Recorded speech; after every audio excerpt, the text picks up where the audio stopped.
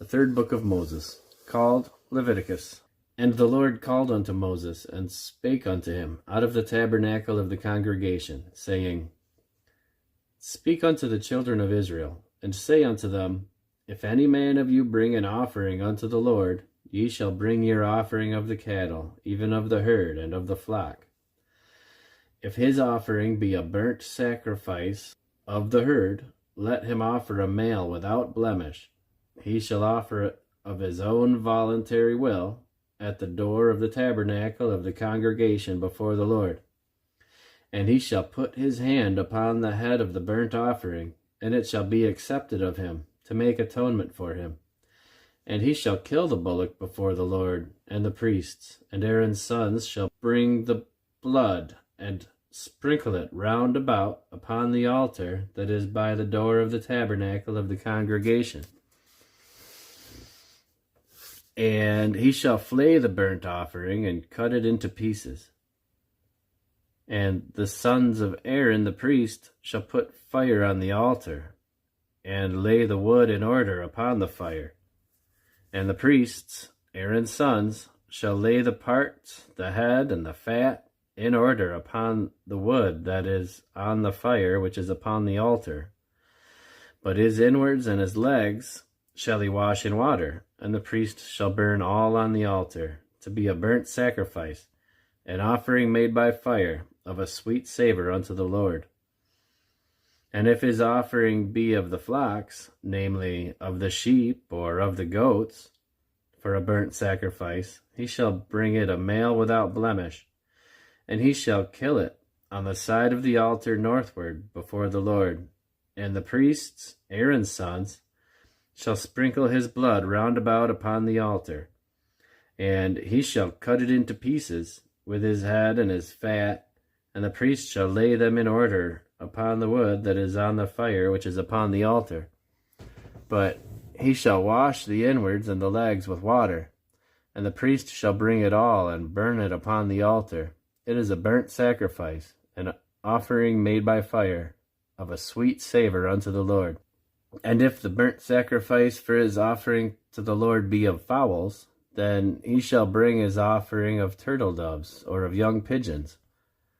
And the priest shall bring it unto the altar, and wring off his head, and burn it on the altar. And the blood thereof shall be wrung out at the side of the altar. And he shall pluck away his crop and his feathers, and cast it beside the altar on the east part by the place of the ashes. And he shall cleave it with the wings thereof, but shall not divide it asunder. And the priest shall burn it upon the altar, upon the wood that is upon the fire. It is a burnt sacrifice, an offering made by fire, of a sweet savour unto the Lord. And when any will offer a meat offering unto the Lord, his offering shall be of fine flour, and he shall pour oil upon it, and put frankincense thereon. And he shall bring it to Aaron's sons, the priests, and he shall take thereout his handful of the flour thereof, and the oil thereof, with all the frankincense thereof. And the priest shall burn the memorial of it upon the altar, to be an offering made by fire, of a sweet savour unto the Lord. And the remnant of the meat offering shall be Aaron's and his sons. It is a thing most holy of the offerings of the Lord made by fire. And if thou bring an oblation of a meat offering baken in the oven, it shall be unleavened cakes of fine flour mingled with oil, or unleavened wafers anointed with oil. And if thy oblation be a meat offering baken in a pan, it shall be of fine flour unleavened, mingled with oil. Thou shalt part it in pieces, and pour oil thereon. It is a meat offering. And if thy oblation be a meat offering baken in the frying pan, it shall be made of fine flour with oil. And thou shalt bring the meat offering that is made of these things unto the Lord. And when it is presented unto the priest, he shall bring it unto the altar. And the priest shall take from the meat offering a memorial thereof, and shall burn it upon the altar. It is an offering made by fire, of a sweet savour unto the Lord. And that which is left of the meat offering shall be Aaron's and his sons. It is a thing most holy, of the offerings of the Lord made by fire. No meat offering which ye shall bring unto the Lord shall be made with leaven, for ye shall burn no leaven, nor any honey, in any offering of the Lord made by fire. As for the oblation of the firstfruits, ye shall offer them unto the Lord, but they shall not be burnt on the altar for a sweet savour. And every oblation of thy meat offering shalt thou season with salt. Neither shalt thou suffer the salt of the covenant of thy God to be lacking from thy meat offering. With all thine offerings thou shalt offer salt. And if thou offer a meat offering of thy firstfruits unto the Lord, thou shalt offer for the meat offering of it thy firstfruits, green ears of corn dried by the fire, even corn beaten out of full ears. And thou shalt put oil upon it, and lay frankincense thereon. It is a meat offering. And the priest shall burn the memorial of it, part of the beaten corn thereof, and part of the oil thereof, with all the frankincense thereof. It is an offering made by fire unto the Lord. And if his oblation be a sacrifice of peace offering, if he offer it of the herd, whether it be a male or a female, he shall offer it without blemish before the Lord. And he shall lay his hands upon the head of the offering, and kill it at the door of the tabernacle of the congregation. And Aaron's sons, the priests, shall sprinkle the blood upon the altar round about. And he shall offer the sacrifice of the peace offering, an offering made by fire unto the Lord, the fat that covereth the inwards, and all the fat that is upon the inwards, and the 2 kidneys, and the fat that is on them, which is by the flanks, and the caul above the liver, with the kidneys, it shall he take away. And Aaron's sons shall burn it on the altar, upon the burnt sacrifice, which is upon the wood that is on the fire. It is an offering made by fire, for a sweet savour unto the Lord. And if his offering for a sacrifice of peace offering unto the Lord be of the flock, male or female, he shall offer it without blemish. If he offer a lamb for his offering, then shall he offer it before the Lord. And he shall lay his hand upon the head of the offering, and kill it before the tabernacle of the congregation. And Aaron's sons shall sprinkle the blood thereof round about upon the altar. And he shall offer the sacrifice of the peace offering, an offering made by fire unto the Lord, the fat thereof, and the whole rump. It shall he take off hard by the backbone, and the fat that covereth the inwards, and all the fat that is upon the inwards, and the 2 kidneys, and the fat that is upon them, which is by the flanks, and the caul above the liver, with the kidneys, it shall he take away. And the priest shall burn it upon the altar. It is the food of the offering made by fire unto the Lord. And if his offering be a goat, then he shall offer it before the Lord. And he shall lay his hands upon the head of it, and kill it before the tabernacle of the congregation. And the sons of Aaron shall sprinkle the blood thereof upon the altar round about. And he shall offer thereof his offering, even an offering made by fire unto the Lord, the fat that covereth the inwards, and all the fat that is upon the inwards, and the 2 kidneys, and the fat that is upon them, which is by the flanks, and the caul above the liver, with the kidneys, it shall he take away. And the priests shall burn them upon the altar. It is for the food of the offering made by fire for a sweet savour. All the fat is the Lord's. It shall be a perpetual statute for your generations throughout all your dwellings, that ye eat neither fat nor blood. And the Lord spake unto Moses, saying, Speak unto the children of Israel, saying, If a soul shall sin through ignorance against any of the commandments of the Lord concerning things which ought not to be done, and shall do against any of them, if the priest that is anointed do sin according to the sin of the people, let him bring for his sin which he hath sinned a young bullock without blemish unto the Lord for a sin offering. And he shall bring the bullock unto the door of the tabernacle of the congregation before the Lord, and shall lay his hand upon the bullock's head, and kill the bullock before the Lord. And the priest that is anointed shall take of the bullock's blood and bring it to the tabernacle of the congregation. And the priest shall dip his finger in the blood, and sprinkle of the blood 7 times before the Lord, before the veil of the sanctuary. And the priest shall put some of the blood upon the horns of the altar of sweet incense before the Lord, which is in the tabernacle of the congregation, and shall pour all the blood of the bullock at the bottom of the altar of the burnt offering, which is at the door of the tabernacle of the congregation. And he shall take off from it all the fat of the bullock for the sin offering, the fat that covereth the inwards, and all the fat that is upon the inwards, and the 2 kidneys, and the fat that is upon them, which is by the flanks, and the caul above the liver with the kidneys, it shall he take away,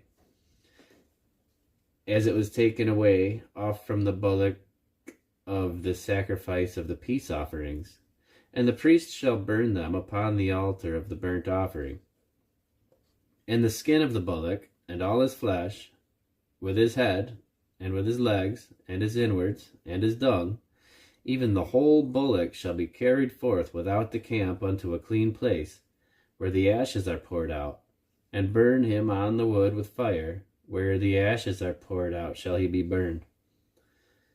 And if the whole congregation of Israel sin through ignorance, and the thing be hid from the eyes of the assembly, and they have done somewhat against any of the commandments of the Lord concerning things which should not be done, and are guilty, when the sin which they have sinned against it is known, then the congregation shall offer a young bullock for their sin, and bring him before the tabernacle of the congregation. And the elders of the congregation shall lay their hands upon the head of the bullock before the Lord, and the bullock shall be killed before the Lord. And the priest that is anointed shall bring of the bullock's blood to the tabernacle of the congregation.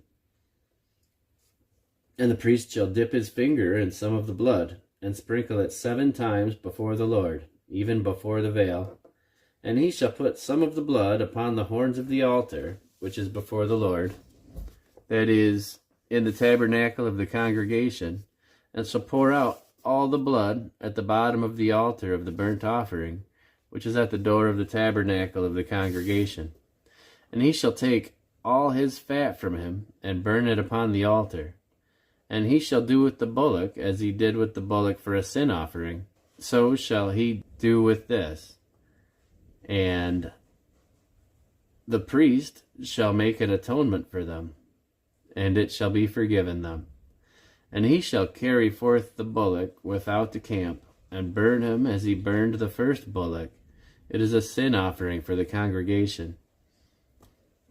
When a ruler hath sinned, and done somewhat through ignorance against any of the commandments of the Lord his God concerning things which should not be done, and is guilty, or if his sin wherein he hath sinned come to his knowledge, he shall bring his offering, a kid of the goats, a male without blemish, and he shall lay his hand upon the head of the goat, and kill it in the place where they kill the burnt offering before the Lord. It is a sin offering. And the priest shall take of the blood of the sin offering with his finger, and put it upon the horns of the altar of burnt offering, and shall pour out his blood at the bottom of the altar of burnt offering. And he shall burn all his fat upon the altar, as the fat of the sacrifice of peace offerings. And the priest shall make an atonement for him as concerning his sin, and it shall be forgiven him. And if any one of the common people sin through ignorance, while he doeth somewhat against any of the commandments of the Lord concerning things which ought not to be done, and be guilty, or if his sin which he hath sinned come to his knowledge, then he shall bring his offering, a kid of the goats, a female without blemish, for his sin which he hath sinned. And he shall lay his hand upon the head of the sin offering, and slay the sin offering in the place of the burnt offering. And the priest shall take of the blood thereof with his finger, and put it on the horns of the altar of burnt offering, and shall pour out all the blood thereof at the bottom of the altar. And he shall take away all the fat thereof, as the fat is taken away from off the sacrifice of peace offerings. And the priest shall burn it upon the altar for a sweet savour unto the Lord. And the priest shall make an atonement for him, and it shall be forgiven him. And if he bring a lamb for a sin offering, he shall bring it a female without blemish. And he shall lay his hand upon the head of the sin offering, and slay it for a sin offering in the place where they kill the burnt offering. And the priest shall take the blood of the sin offering with his finger, and put it upon the horns of the altar of burnt offering, and shall pour out all the blood thereof at the bottom of the altar. And he shall take away all the fat thereof, as the fat of the lamb is taken away from the sacrifice of the peace offerings. And the priest shall burn them upon the altar, according to the offerings made by fire unto the Lord. And the priest shall make an atonement for his sin that he hath committed, and it shall be forgiven him. And if a soul sin, and hear the voice of swearing, and is a witness, whether he hath seen or known of it, if he do not utter it, then he shall bear his iniquity. Or if a soul touch any unclean thing, whether it be a carcass of an unclean beast, or a carcass of unclean cattle, or the carcass of unclean creeping things, and if it be hidden from him, he also shall be unclean and guilty. Or if he touch the uncleanness of man, whatsoever uncleanness it be that a man shall be defiled withal, and it shall be hid from him, when he knoweth of it, he shall be guilty. Or if a soul swear, pronouncing with his lips to do evil, or to do good, whatsoever it be that man shall pronounce with an oath, and it shall be hid from him, when he knoweth of it, then he shall be guilty in one of these. And it shall be, when he shall be guilty in one of these things, that he shall confess that he hath sinned in that thing. And he shall bring his trespass offering unto the Lord for his sin which he hath sinned, a female from the flock, a lamb or a kid of the goats for a sin offering. And the priest shall make an atonement for him concerning his sin. And if he be not able to bring a lamb, then he shall bring for his trespass which he hath committed 2 turtle doves or 2 young pigeons unto the Lord, one for a sin offering, and the other for a burnt offering. And he shall bring them unto the priest, who shall offer that which is for the sin offering first, and wring off his head from his neck, but shall not divide it asunder. And he shall sprinkle the blood of the sin offering upon the side of the altar, and the rest of the blood shall be wrung out at the bottom of the altar. It is a sin offering. And he shall offer the second for a burnt offering, according to the manner. And the priest shall make an atonement for him for his sin which he hath sinned, and it shall be forgiven him. But if he be not able to bring 2 turtle doves or 2 young pigeons, then he that sinned shall bring for his offering 1/10 part of an ephah of fine flour for a sin offering. He shall put no oil upon it, neither shall he put any frankincense thereon, for it is a sin offering. Then shall he bring it to the priest, and the priest shall take his handful of it, even a memorial thereof, and burn it on the altar, according to the offerings made by fire unto the Lord. It is a sin offering. And the priest shall make atonement for him, as touching his sin that he hath sinned in one of these, and it shall be forgiven him. And the remnant shall be the priest's, as a meat offering. And the Lord spake unto Moses, saying, If a soul commit a trespass, and sin through ignorance in the holy things of the Lord, then he shall bring for his trespass unto the Lord a ram without blemish out of the flocks, with thy estimation by shekels of silver, after the shekel of the sanctuary, for a trespass offering. And he shall make amends for the harm that he hath done in the holy thing, and shall add the 5th part thereto, and give it unto the priest. And the priest shall make an atonement for him with the ram of the trespass offering, and it shall be forgiven him. And if a soul sin, and commit any of these things which are forbidden to be done by the commandments of the Lord, though he wist it not, yet is he guilty, and shall bear his iniquity. And he shall bring a ram without blemish out of the flock, with thy estimation for a trespass offering unto the priest. And the priest shall make an atonement for him concerning his ignorance wherein he erred and wist it not, and it shall be forgiven him. It is a trespass offering. He hath certainly trespassed against the Lord. And the Lord spake unto Moses, saying, If a soul sin and commit a trespass against the Lord, and lie unto his neighbor in that which was delivered him to keep, or in fellowship, or in a thing taken away by violence, or hath deceived his neighbor, or have found that which was lost, and lieth concerning it, and sweareth falsely, in any of all these that a man doeth, sinning therein, then it shall be, because he hath sinned and is guilty, that he shall restore that which he took violently away, or the thing which he hath deceitfully gotten, or that which was delivered him to keep, or the lost thing which he found, or all that about which he had sworn falsely. He shall even restore it in the principal, and shall add the 5th part more thereto, and give it unto him to whom it appertaineth, in the day of his trespass offering. And he shall bring his trespass offering unto the Lord, a ram without blemish out of the flock, with thy estimation for a trespass offering unto the priest. And the priest shall make an atonement for him before the Lord, and it shall be forgiven him for anything that he hath done in trespassing therein.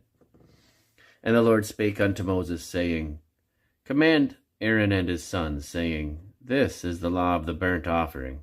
It is the burnt offering because of the burning upon the altar all night unto the morning, and the fire of the altar shall be burning in it. And the priest shall put on his linen garment, and his linen breeches shall he put upon his flesh, and take up the ashes which the fire hath consumed with the burnt offering on the altar, and he shall put them beside the altar. And he shall put off his garments, and put on other garments, and carry forth the ashes without the camp unto a clean place. And the fire upon the altar shall be burning in it.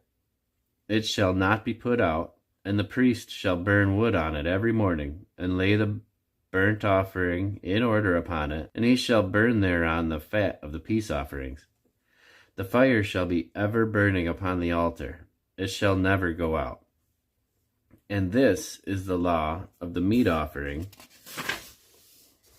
The sons of Aaron shall offer it before the Lord, before the altar.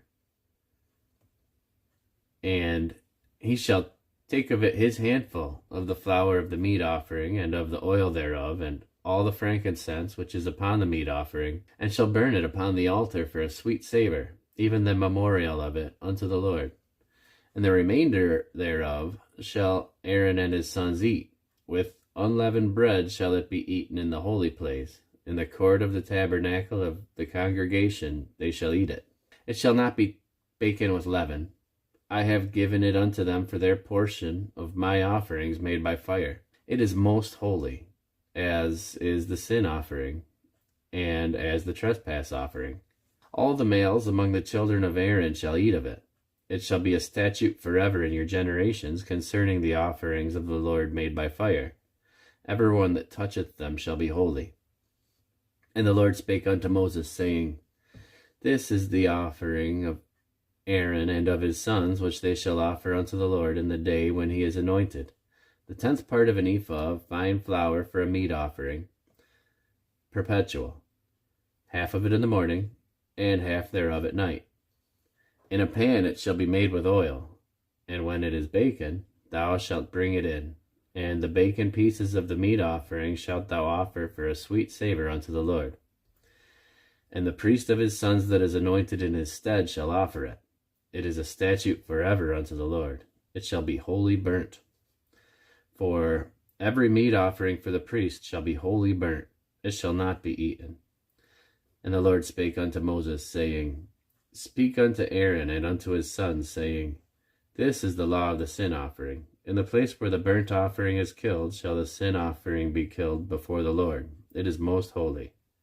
The priest that offereth it for sin shall eat it. In the holy place shall it be eaten, in the court of the tabernacle of the congregation.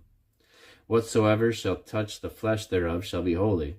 And when there is sprinkled of the blood thereof upon any garment, thou shalt wash that whereupon it was sprinkled in the holy place. But the earthen vessel wherein it is sodden shall be broken. If it be sodden in a brazen pot, it shall be both scoured and rinsed in water. All the males among the priests shall eat thereof. It is most holy.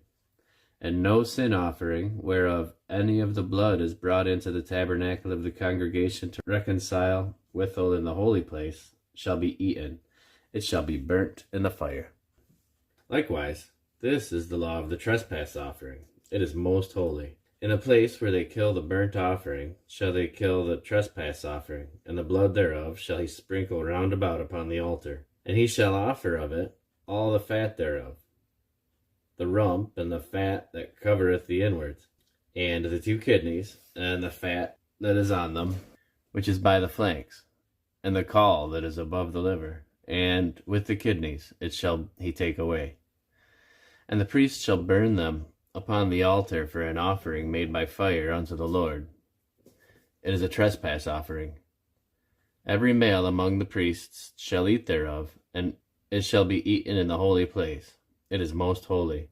As the sin offering is, so is the trespass offering. There is one law for them. The priest that maketh atonement therewith shall have it. And the priest that offereth any man's burnt offering, even the priest shall have to himself the skin of the burnt offering which he hath offered.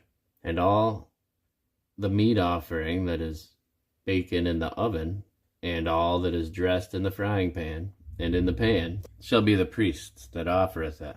And every meat offering mingled with oil, and dry, shall all the sons of Aaron have, one as much as another. And this is the law of the sacrifice of peace offerings, which he shall offer unto the Lord. If he offer it for a thanksgiving, then he shall offer with the sacrifice of thanksgiving unleavened cakes mingled with oil, and unleavened wafers anointed with oil, and cakes mingled with oil of fine flour, fried. Besides the cakes, he shall offer for his offering leavened bread with the sacrifice of thanksgiving of his peace offerings. And of it he shall offer one out of the whole oblation for an heave offering unto the Lord. And it shall be the priest's that sprinkleth the blood of the peace offerings.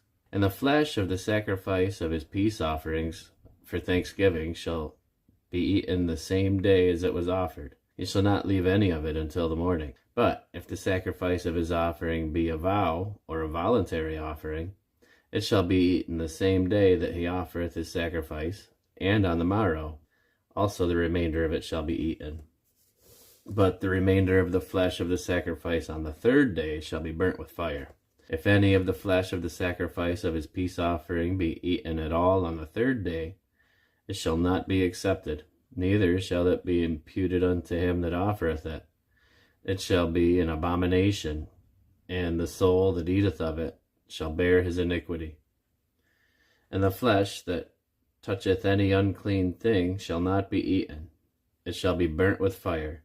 And as for the flesh, all that be clean shall eat thereof.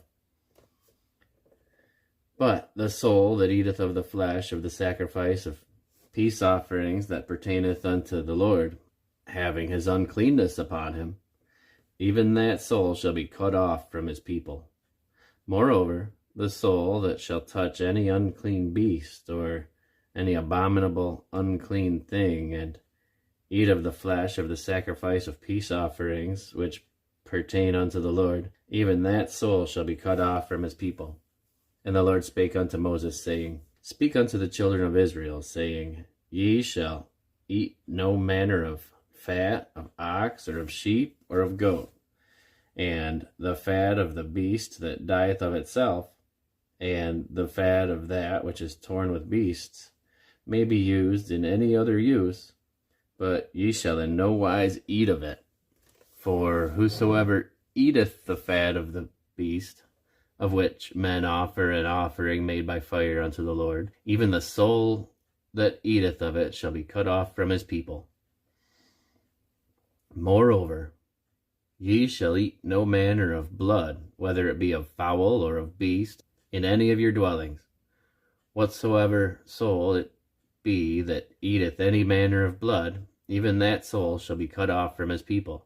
And the Lord spake unto Moses, saying, Speak unto the children of Israel, saying, He that offereth the sacrifice of his peace offerings unto the Lord shall bring his oblation unto the Lord of the sacrifice of his peace offerings.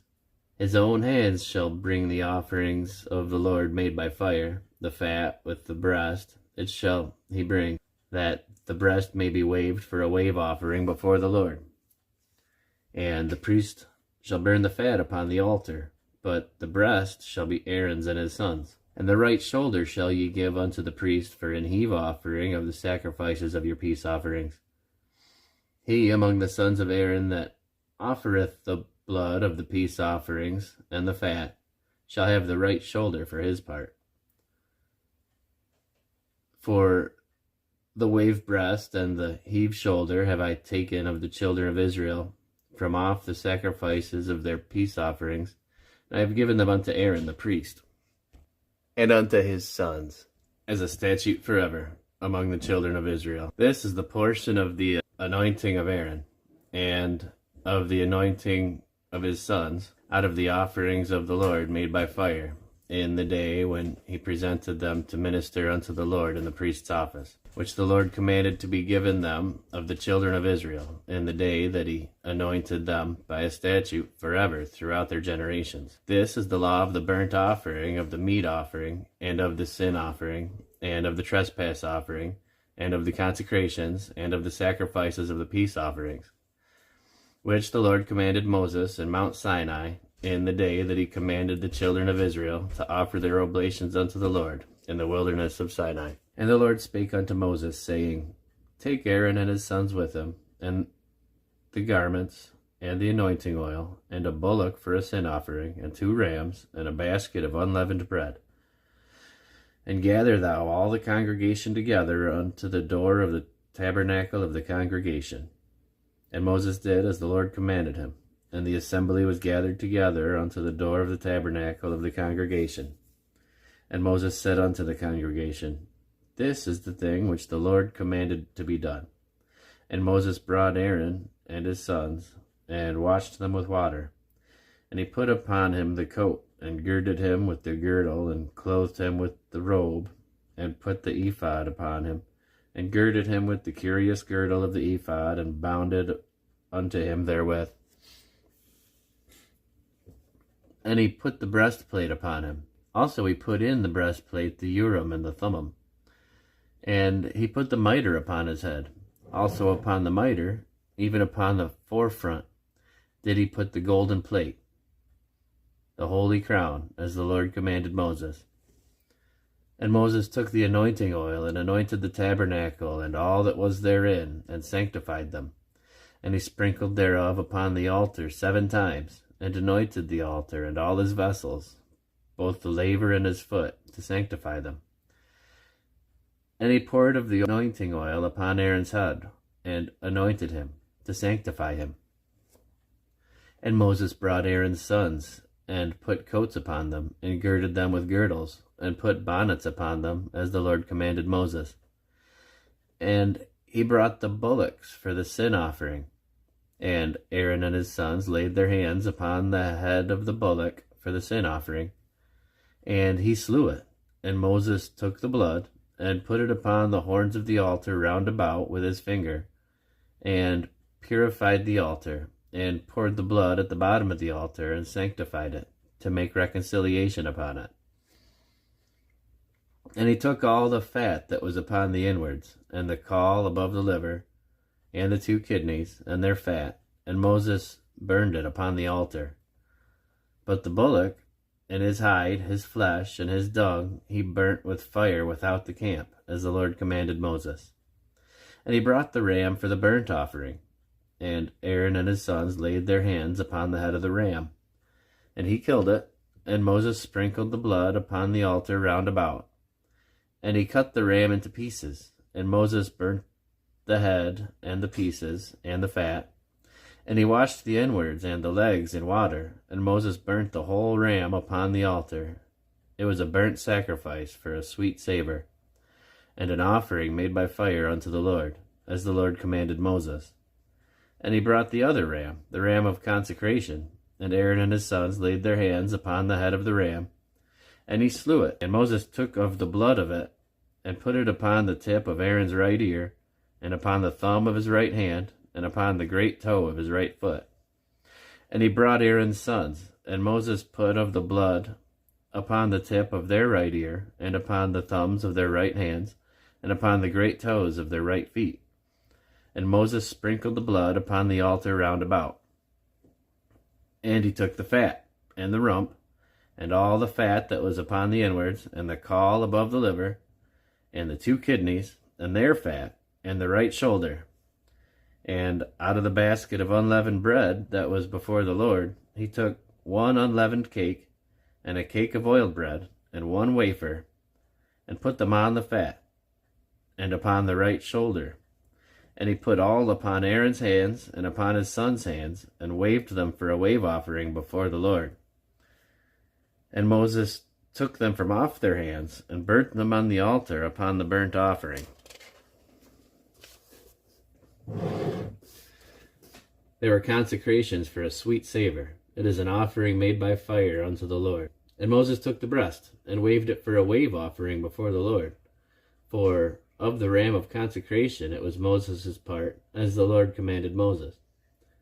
And Moses took of the anointing oil, and of the blood which was upon the altar, and sprinkled it upon Aaron, and upon his garments, and upon his sons, and upon his sons' garments with him, and sanctified Aaron and his garments, and his sons' garments with him.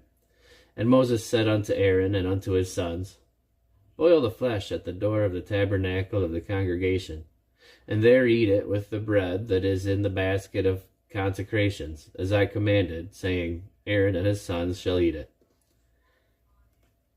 And that which remaineth of the flesh and of the bread shall ye burn with fire, and ye shall not go out of the door of the tabernacle of the congregation in 7 days, until the days of your consecration be at hand. For 7 days shall he consecrate you. And as he hath done this day, so the Lord hath commanded to do, to make an atonement for you. Therefore shall ye abide at the door of the tabernacle of the congregation day and night 7 days, to keep the charge of the Lord, that ye die not, for so I am commanded. So Aaron and his sons did all the things which the Lord commanded by the hand of Moses. And it came to pass on the 8th day that Moses called Aaron and his sons and the elders of Israel, and he said unto Aaron, Take thee a young calf for a sin offering, and a ram for a burnt offering, without blemish, and offer them before the Lord. And unto the children of Israel thou shalt speak, saying, Take ye a kid of the goats for a sin offering, and a calf and a lamb, both of the first year, without blemish, for a burnt offering. Also a bullock and a ram for peace offerings, to sacrifice before the Lord. And a meat offering mingled with oil, for today the Lord will appear unto you. And they brought that which Moses commanded before the tabernacle of the congregation, and all the congregation drew near and stood before the Lord. And Moses said, This is the thing which the Lord commanded that ye should do, and the glory of the Lord shall appear unto you. And Moses said unto Aaron, Go unto the altar, and offer thy sin offering and thy burnt offering, and make an atonement for thyself and for the people. And offer the offering of the people, and make an atonement for them, as the Lord commanded.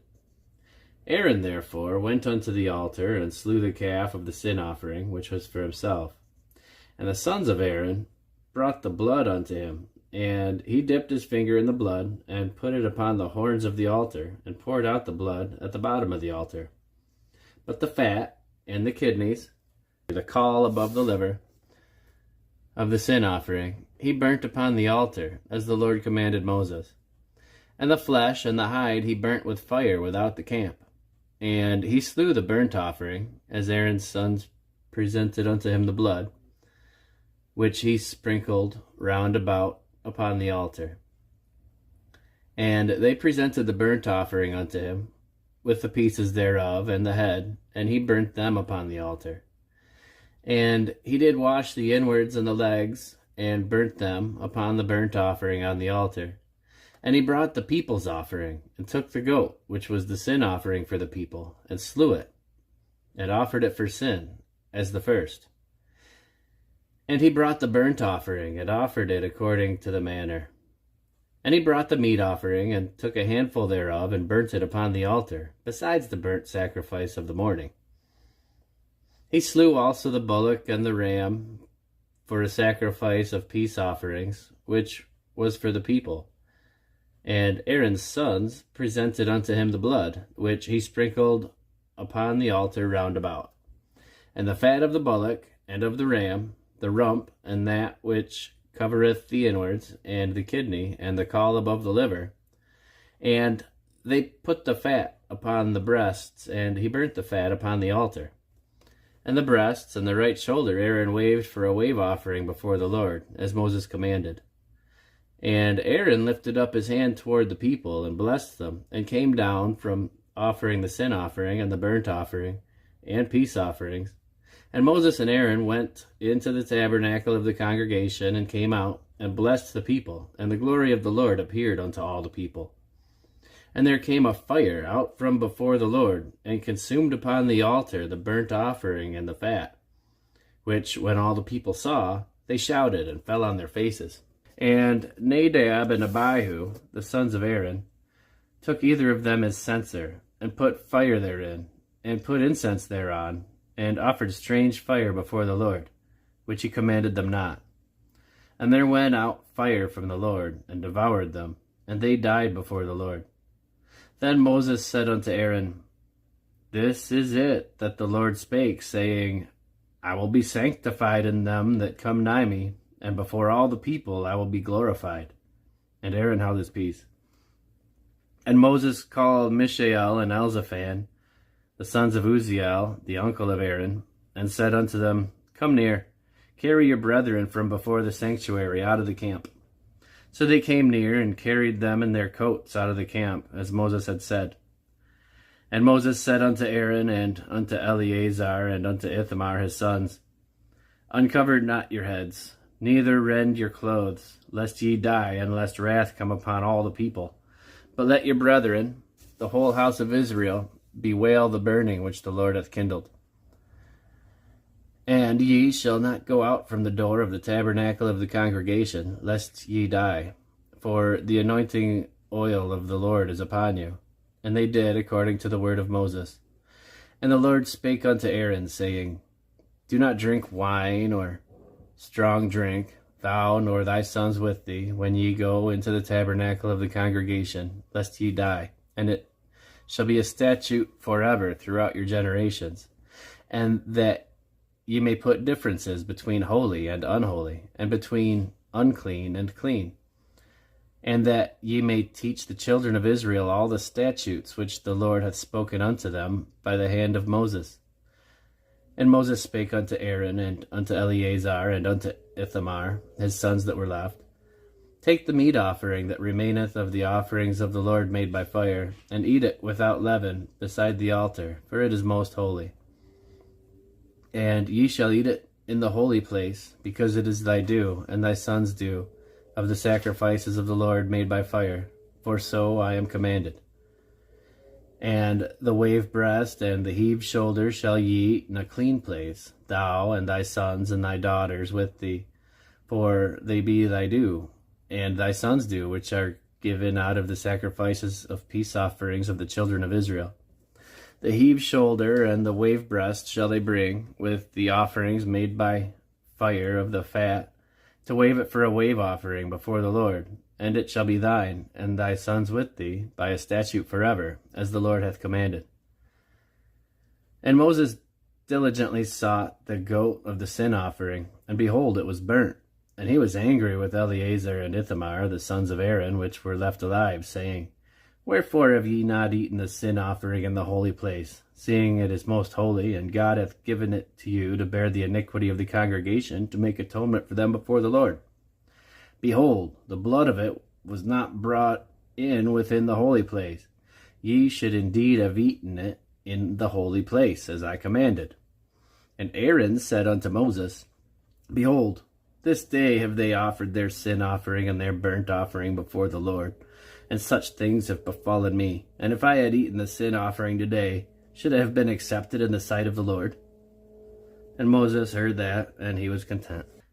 And the Lord spake unto Moses and to Aaron, saying to them, Speak unto the children of Israel, saying, These are the beasts which ye shall eat among all the beasts that are on the earth.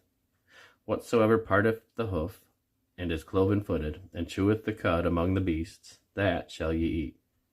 Nevertheless, these shall ye not eat, of them that chew the cud, or of them that divide the hoof, as the camel, because he cheweth the cud, but divideth not the hoof, he is unclean unto you. And the coney, because he cheweth the cud, and divideth not the hoof, he is unclean unto you. And the hare, because he cheweth the cud, but divideth not the hoof, he is unclean unto you.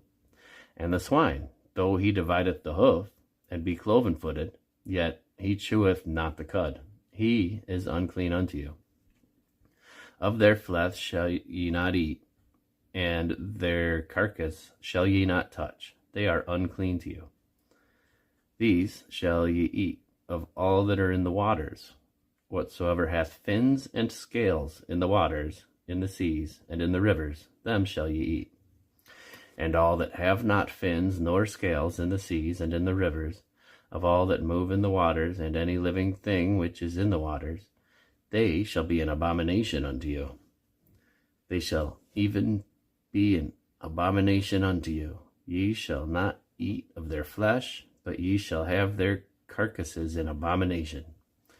Whatsoever hath no fins nor scales in the waters, that shall be an abomination unto you. And these are they which ye shall have an abomination among the fowls. They are an abomination: the eagle, and the ossifrage, and the osprey, and the vulture, and the kite after his kind, every raven after his kind, and the owl, and the nighthawk, and the cuckoo, and the hawk after his kind, and the little owl, and the cormorant, and the great owl, and the swan, and the pelican, and the gyre eagle, and the stork, and the heron after her kind, and the lapwing, and the bat. All fowls that creep, going on all four, shall be an abomination unto you. Yet these may ye eat, of every flying, creeping thing that goeth upon all four, which have legs above their feet, to leap withal upon the earth. Even these of them ye may eat: the locust after his kind, and the bald locust after his kind, and the beetle after his kind, and the grasshopper after his kind. But all other flying, creeping things which have 4 feet shall be an abomination unto you. And for these ye shall be unclean. Whosoever toucheth the carcass of them shall be unclean until the even. And whosoever beareth aught of the carcass of them shall wash his clothes, and be unclean until the even. The carcasses of every beast which divideth the hoof, and is not cloven-footed, nor cheweth the cud, are unclean unto you. Every one that toucheth them shall be unclean. And whatsoever goeth upon his paws, among all manner of beasts that go on all four, those are unclean unto you. Whoso toucheth their carcass shall be unclean until the even. And he that beareth the carcass of them shall wash his clothes, and be unclean until the even. They are unclean unto you. These also shall be unclean unto you among the creeping things that creep on the earth: the weasel, and the mouse, and the tortoise after his kind, and the ferret, and the chameleon, and the lizard, and the snail, and the mole. These are unclean to you among all that creep. Whosoever doth touch them, when they be dead, shall be unclean until the even. And upon whatsoever any of them, when they are dead, doth fall, it shall be unclean, whether it be any vessel of wood, or raiment, or skin, or sack, whatever vessel it be, wherein any work is done, it must be put into water, and it shall be unclean until the even, so it shall be cleansed. And every earthen vessel, whereinto any of them falleth, whatsoever is in it shall be unclean, and ye shall break it. Of all meat which may be eaten, that on which such water cometh shall be unclean, and all drink that may be drunk in every such vessel shall be unclean.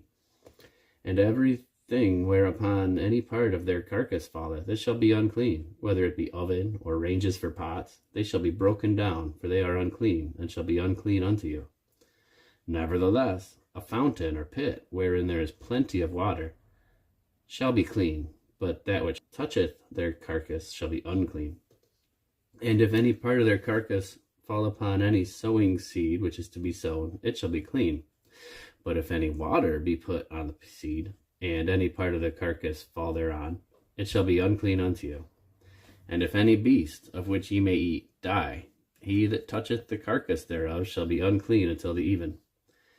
And he that eateth of the carcass of it shall wash his clothes, and be unclean until the even. He also that beareth the carcass of it shall wash his clothes, and be unclean until the even. And every creeping thing that creepeth upon the earth shall be an abomination, it shall not be eaten.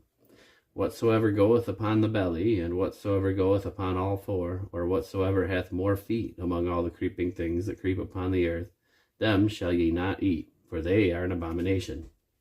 Ye shall not make yourselves abominable with any creeping thing that creepeth, neither shall ye make yourselves unclean with them, that ye should be defiled thereby. For I am the Lord your God. Ye shall therefore sanctify yourselves, and ye shall be holy, for I am holy.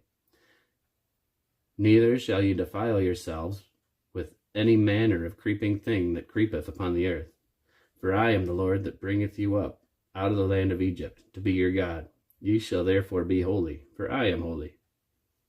This is the law of the beasts, and of the fowl, and of every living creature that moveth in the waters, and of every creature that creepeth upon the earth, to make a difference between the unclean and the clean, and between the beasts that may be eaten and the beasts that may not be eaten. And the Lord spake unto Moses, saying, Speak unto the children of Israel, saying, If a woman have conceived seed, and born a man-child, then she shall be unclean 7 days. According to the days of the separation of her infirmity shall she be unclean. And in the 8th day the flesh of his foreskin shall be circumcised. And she shall then continue in the blood of her purifying 33 days. She shall touch no hallowed thing, nor come into the sanctuary, until the days of her purifying be fulfilled. But if she bear a maid child, then she shall be unclean 2 weeks, as in her separation, and she shall continue in the blood of her purifying 66 days.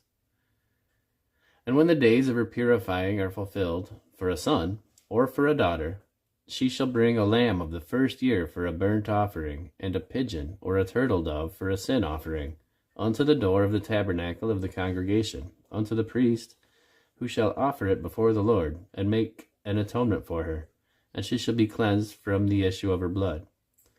This is the law for her that hath borne a male or a female.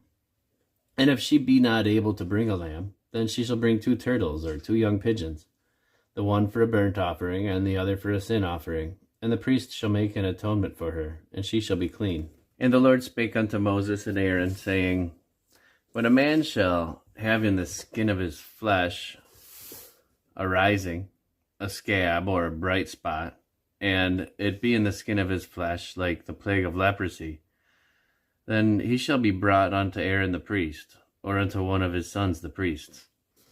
And the priest shall look on the plague in the skin of the flesh, and when the hair in the plague is turned white, and the plague in sight be deeper than the skin of his flesh, it is a plague of leprosy, and the priest shall look on him, and pronounce him unclean.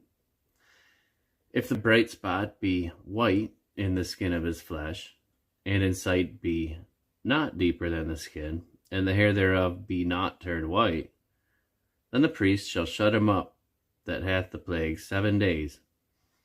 And the priest shall look on him the 7th day, and behold, if the plague in his skin be at a stay, and the plague spread not in the skin, then the priest shall shut him up 7 days more. And the priest shall look on him again the 7th day, and behold, if the plague be somewhat dark, and the plague spread not in the skin, the priest shall pronounce him clean. It is but a scab, and he shall wash his clothes and be clean. But if the scab spread much abroad in the skin, after that he hath been seen of the priest for his cleansing, he shall be seen of the priest again. And if the priest see that, behold, the scab spreadeth in the skin, then the priest shall pronounce him unclean. It is a leprosy. When the plague of leprosy is in a man, then he shall be brought unto the priest, and the priest shall see him, and behold, if the rising be white in his skin, and If it have turned the hair white, and there be a quick raw flesh in the rising, it is an old leprosy in the skin of his flesh, and the priest shall pronounce him unclean, and shall not shut him up, for he is unclean. And if the leprosy break out abroad in the skin, and the leprosy cover all the skin of him that hath the plague on his head, even to his foot, wheresoever the priest looketh, then the priest shall consider, and behold, if the leprosy have covered all his flesh, he shall pronounce him clean that hath the plague. It is all turned white, he is clean. But when the raw flesh appeareth in him, he shall be unclean. And the priest shall see the raw flesh, and pronounce him to be unclean. For the raw flesh is unclean, it is a leprosy. Or if the raw flesh turn again, and be changed into white, he shall come unto the priest, and the priest shall see him, and behold, if the plague be turned into white, then the priest shall pronounce him clean that hath the plague.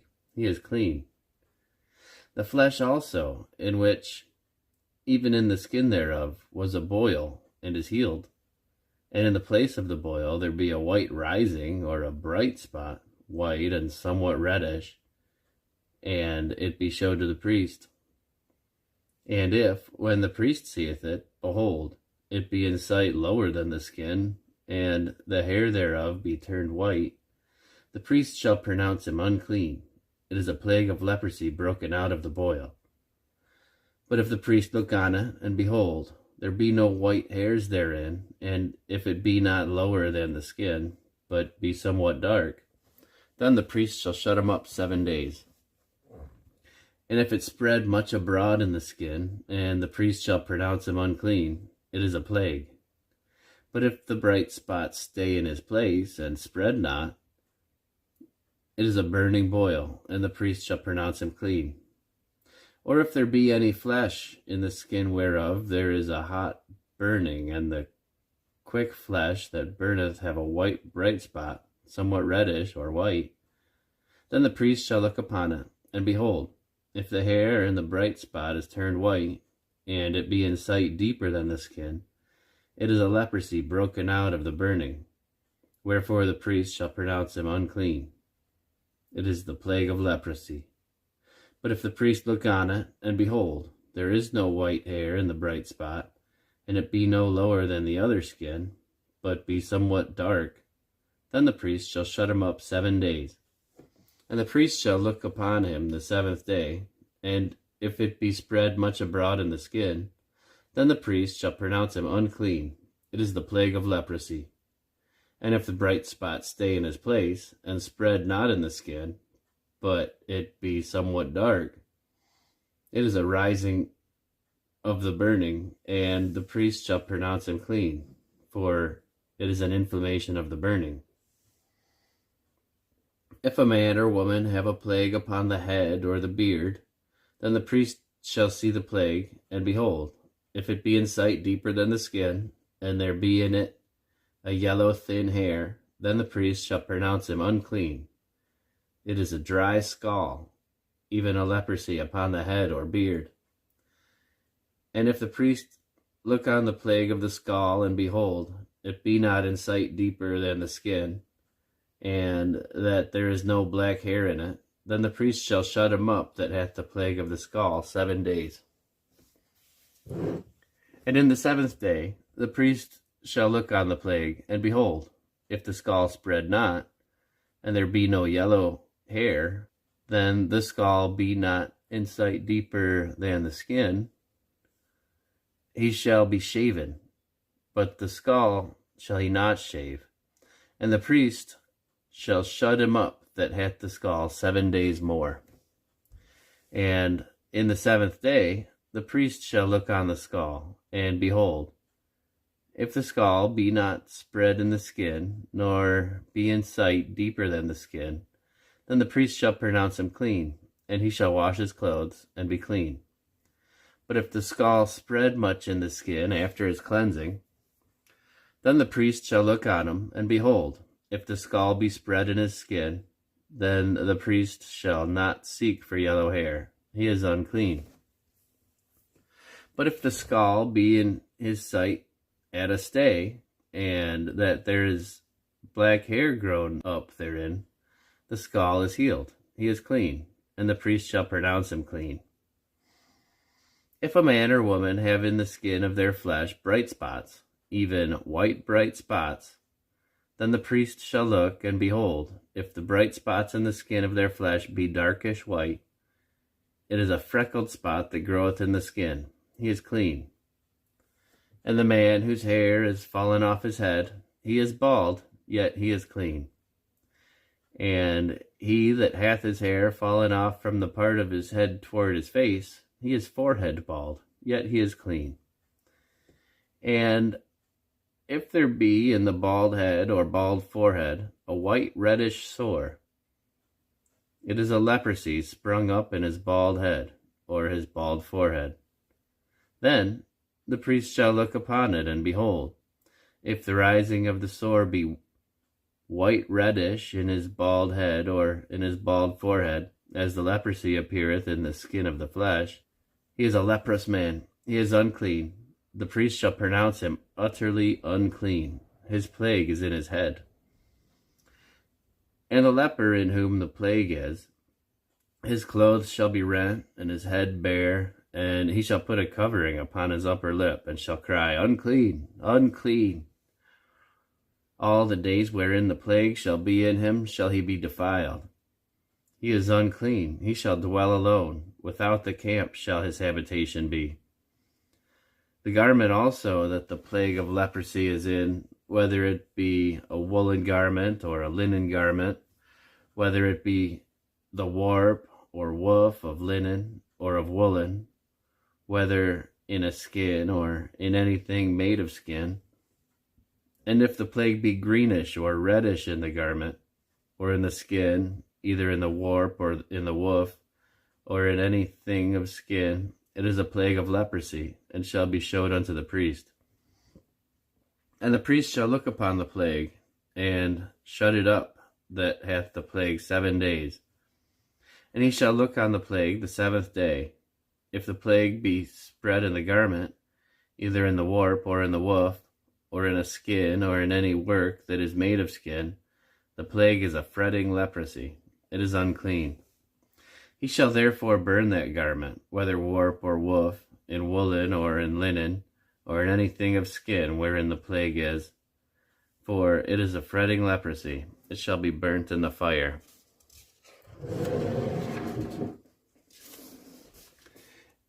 And if the priest shall look, and behold, the plague be not spread in the garment, either in the warp or in the woof, or in anything of skin, then the priest shall command that they wash the thing wherein the plague is, and he shall shut it up 7 days more.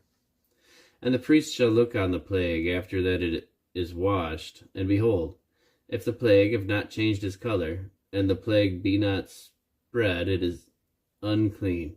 Thou shalt burn it in the fire.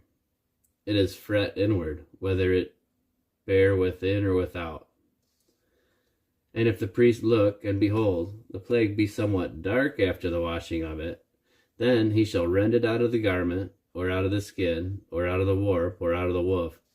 And if it appears still in the garment, either in the warp, or in the woof, or in anything of skin, it is a spreading plague. Thou shalt burn that wherein the plague is with fire.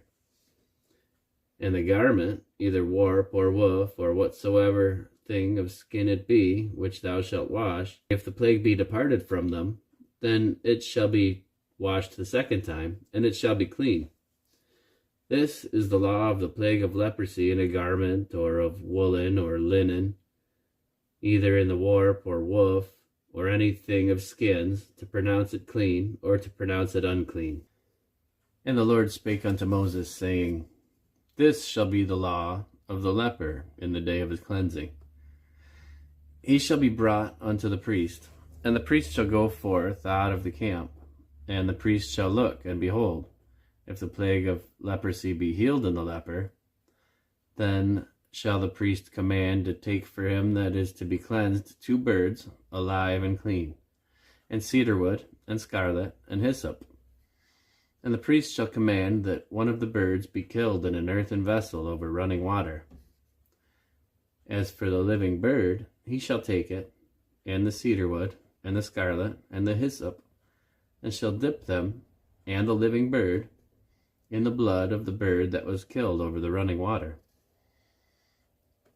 And he shall sprinkle upon him that is to be cleansed from the leprosy 7 times, and shall pronounce him clean, and shall let the living bird loose into the open field. And he that is to be cleansed shall wash his clothes, and shave off all his hair, and wash himself in water, that he may be clean. And after that he shall come into the camp, and shall tarry abroad out of his tent 7 days. But it shall be on the 7th day that he shall shave all his hair off his head, and his beard, and his eyebrows, even all his hair he shall shave off. And he shall wash his clothes. Also he shall wash his flesh in water, and he shall be clean. And on the 8th day he shall take 2 he-lambs without blemish, and 1 ewe-lamb of the first year without blemish, and 3 tenth deals of fine flour for a meat offering mingled with oil, and 1 log of oil. And the priest that maketh him clean shall present the man that is to be made clean, and those things before the Lord at the door of the tabernacle of the congregation. And the priest shall take 1 he-lamb, and offer him for a trespass offering, and a log of oil, and wave them for a wave offering before the Lord. And he shall slay the lamb in the place where he shall kill the sin offering and the burnt offering, in the holy place. For as the sin offering is the priest's, so is the trespass offering. It is most holy. And the priest shall take some of the blood of the trespass offering, and the priest shall put it upon the tip of the right ear of him that is to be cleansed, and upon the thumb of his right hand, and upon the great toe of his right foot. And the priest shall take some of the log of oil, and pour it onto the palm of his own left hand. And the priest shall dip his right finger in the oil that is in his left hand, and shall sprinkle of it oil with his finger 7 times before the Lord.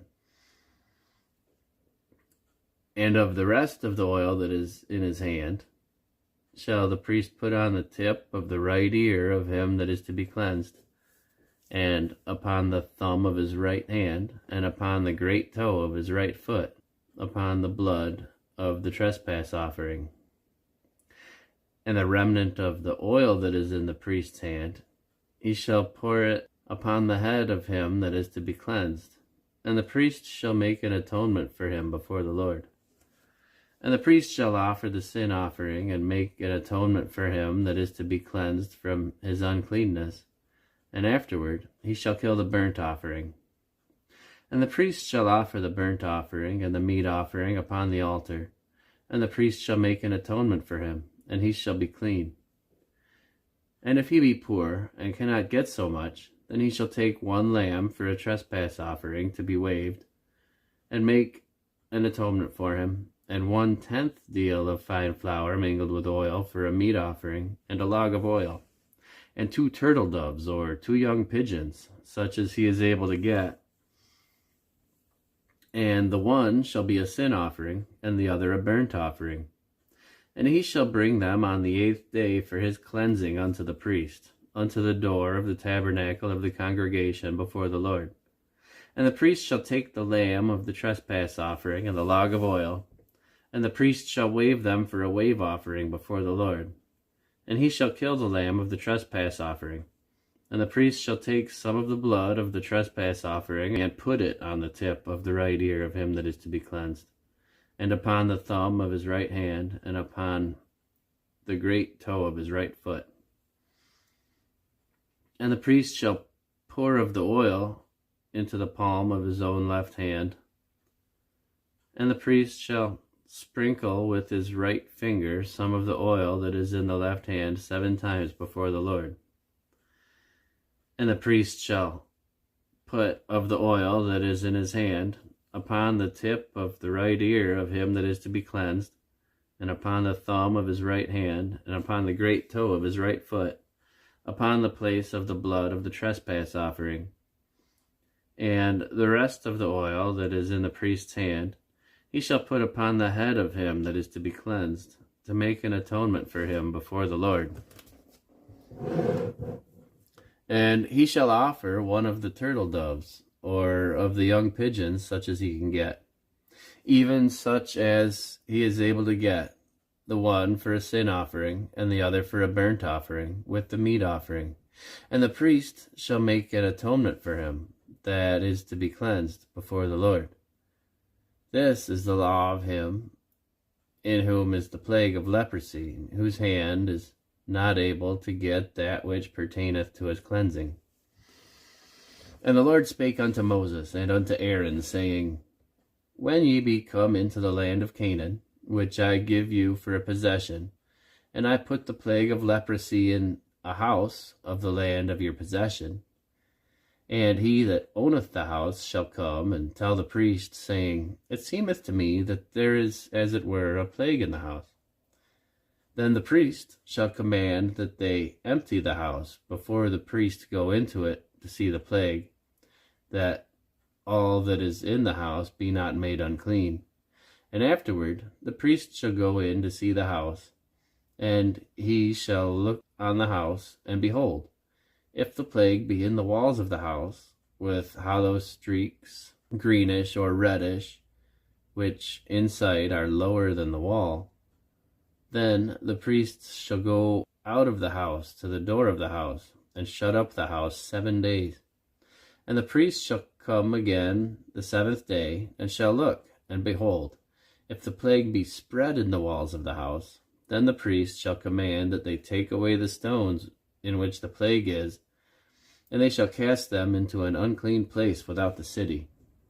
And he shall cause the house to be scraped within round about, and they shall pour out the dust that they scrape off without the city into an unclean place.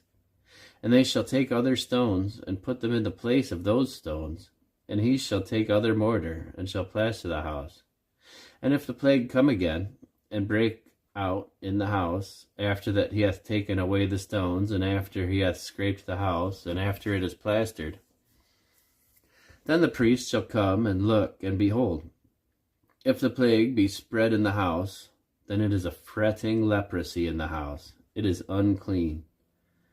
And he shall break down the house, the stones of it, and the timber thereof, and all the mortar of the house, and he shall carry them forth out of the city into an unclean place. Moreover, he that goeth into the house, all the while that it is shut up, shall be unclean until the even. And he that lieth in the house shall wash his clothes, and he that eateth in the house shall wash his clothes.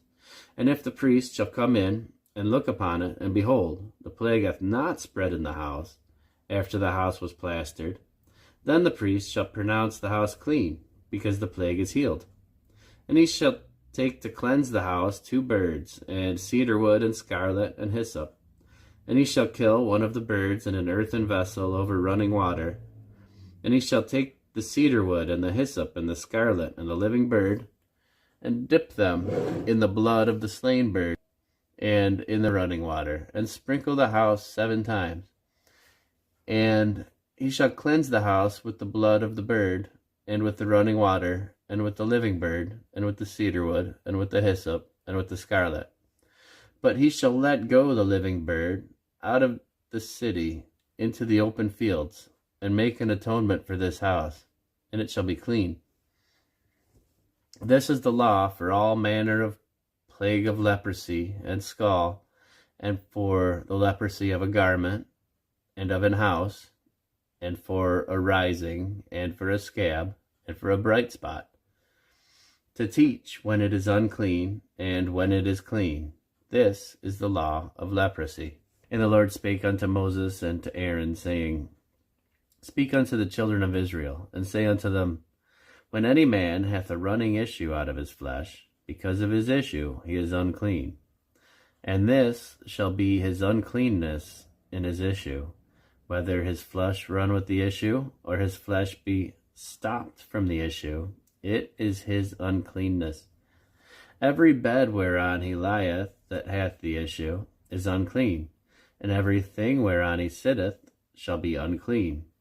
And whosoever toucheth his bed shall wash his clothes, and bathe himself in water, and be unclean until the even. And he that sitteth on any thing whereon he sat that hath the issue shall wash his clothes, and bathe himself in water, and be unclean until the even. And he that toucheth the flesh of him that hath the issue shall wash his clothes, and bathe himself in water, and be unclean until the even. And if he that hath the issue spit upon him that is clean, then he shall wash his clothes, and bathe himself in water, and be unclean until the even. And what saddle soever he rideth upon that hath the issue shall be unclean. And whosoever toucheth any thing that was under him shall be unclean until the even. And he that beareth any of these things shall wash his clothes, and bathe himself in water, and be unclean until the even.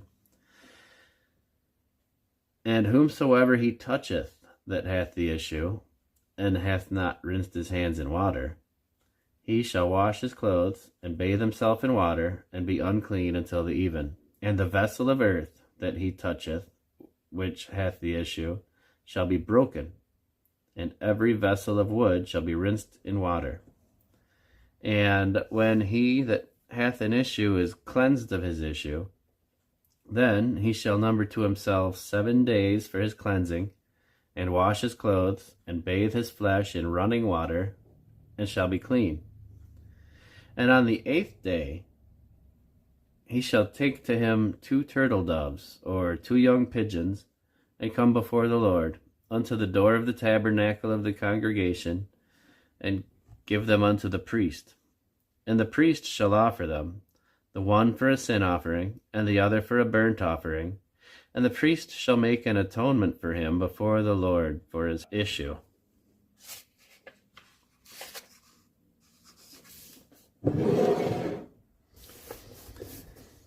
And if any man's seed of copulation go out from him, then he shall wash all his flesh in water, and be unclean until the even. And every garment, and every skin whereon is the seed of copulation, shall be washed with water, and be unclean until the even. The woman also with whom man shall lie with seed of copulation, they shall both bathe themselves in water, and be unclean until the even.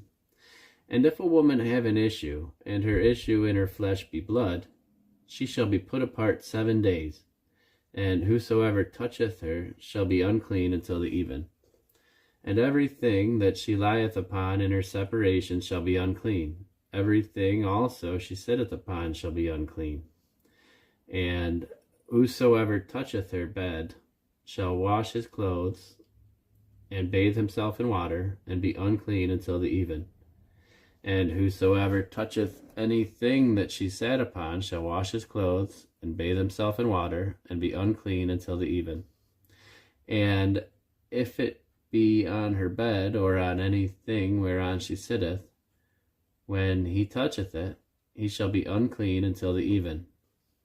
And if any man lie with her at all, and her flowers be upon him, he shall be unclean 7 days, and all the bed whereon he lieth shall be unclean. And if a woman have an issue of her blood many days out of the time of her separation, or if it run beyond the time of her separation, all the days of the issue of her uncleanness shall be as the days of her separation. She shall be unclean. Every bed whereon she lieth all the days of her issue shall be unto her as the bed of her separation. And whatsoever she sitteth upon shall be unclean, as the uncleanness of her separation. And whosoever toucheth those things shall be unclean, and shall wash his clothes, and bathe himself in water, and be unclean until the even. But if she be cleansed of her issue, then she shall number to herself 7 days, and after that shall she be clean. And on the 8th day she shall take unto her 2 turtles, or 2 young pigeons, and bring them unto the priest, to the door of the tabernacle of the congregation. And the priest shall offer the one for a sin offering, and the other for a burnt offering. And the priest shall make an atonement for her before the Lord for the issue of her uncleanness. Thus shall ye separate the children of Israel from their uncleanness, that they die not in their uncleanness, when they defile my tabernacle that is among them. This is the law of him that hath an issue, and for him whose seed goeth forth from him, and is defiled therewith, and of her that is sick with flowers, and of him that hath an issue, of a man, and of the woman, and of him that lieth with her that is unclean. And the Lord spake unto Moses after the death of the two sons of Aaron, when they offered before the Lord and died. And the Lord said unto Moses, Speak unto Aaron thy brother, that he come not at all times into the holy place within the veil, before the mercy seat which is on the ark, that he die not. For I will appear in the cloud upon the mercy seat. Thus shall Aaron come into the holy place with a young bullock for a sin offering, and a ram for a burnt offering. He shall put on the holy linen coat, and he shall have the linen breeches upon his flesh, and he shall be girded with a linen girdle, and with the linen mitre shall he be attired. These are holy garments. Therefore shall he wash his flesh in water, and so put them on. And he shall take of the congregation of the children of Israel 2 kids of the goats for a sin offering, and 1 ram for a burnt offering. And Aaron shall offer his bullock of the sin offering, which is for himself, and make an atonement for himself and for his house. And he shall take 2 goats and present them before the Lord at the door of the tabernacle of the congregation. And Aaron shall cast lots upon the 2 goats, 1 lot for the Lord, and the other lot for the scapegoat. And Aaron shall bring the goat upon which the Lord's lot fell, and offer him for a sin offering. But the goat upon which the lot fell to be the scapegoat shall be presented alive before the Lord, to make an atonement with him, and to let him go for the scapegoat into the wilderness. And Aaron shall bring the bullock of the sin offering, which is for himself, and shall make an atonement for himself and for his house, and shall kill the bullock of the sin offering, which is for himself. And he shall take a censer full of burning coals of fire from off the altar before the Lord, and his hands full of sweet incense beaten small, and bring it within the veil. And he shall put the incense upon the fire before the Lord, that the cloud of the incense may cover the mercy seat that is upon the testimony, that he die not. And he shall take of the blood of the bullock, and sprinkle it with his finger upon the mercy seat eastward. Before the mercy seat shall he sprinkle of the blood with his finger 7 times.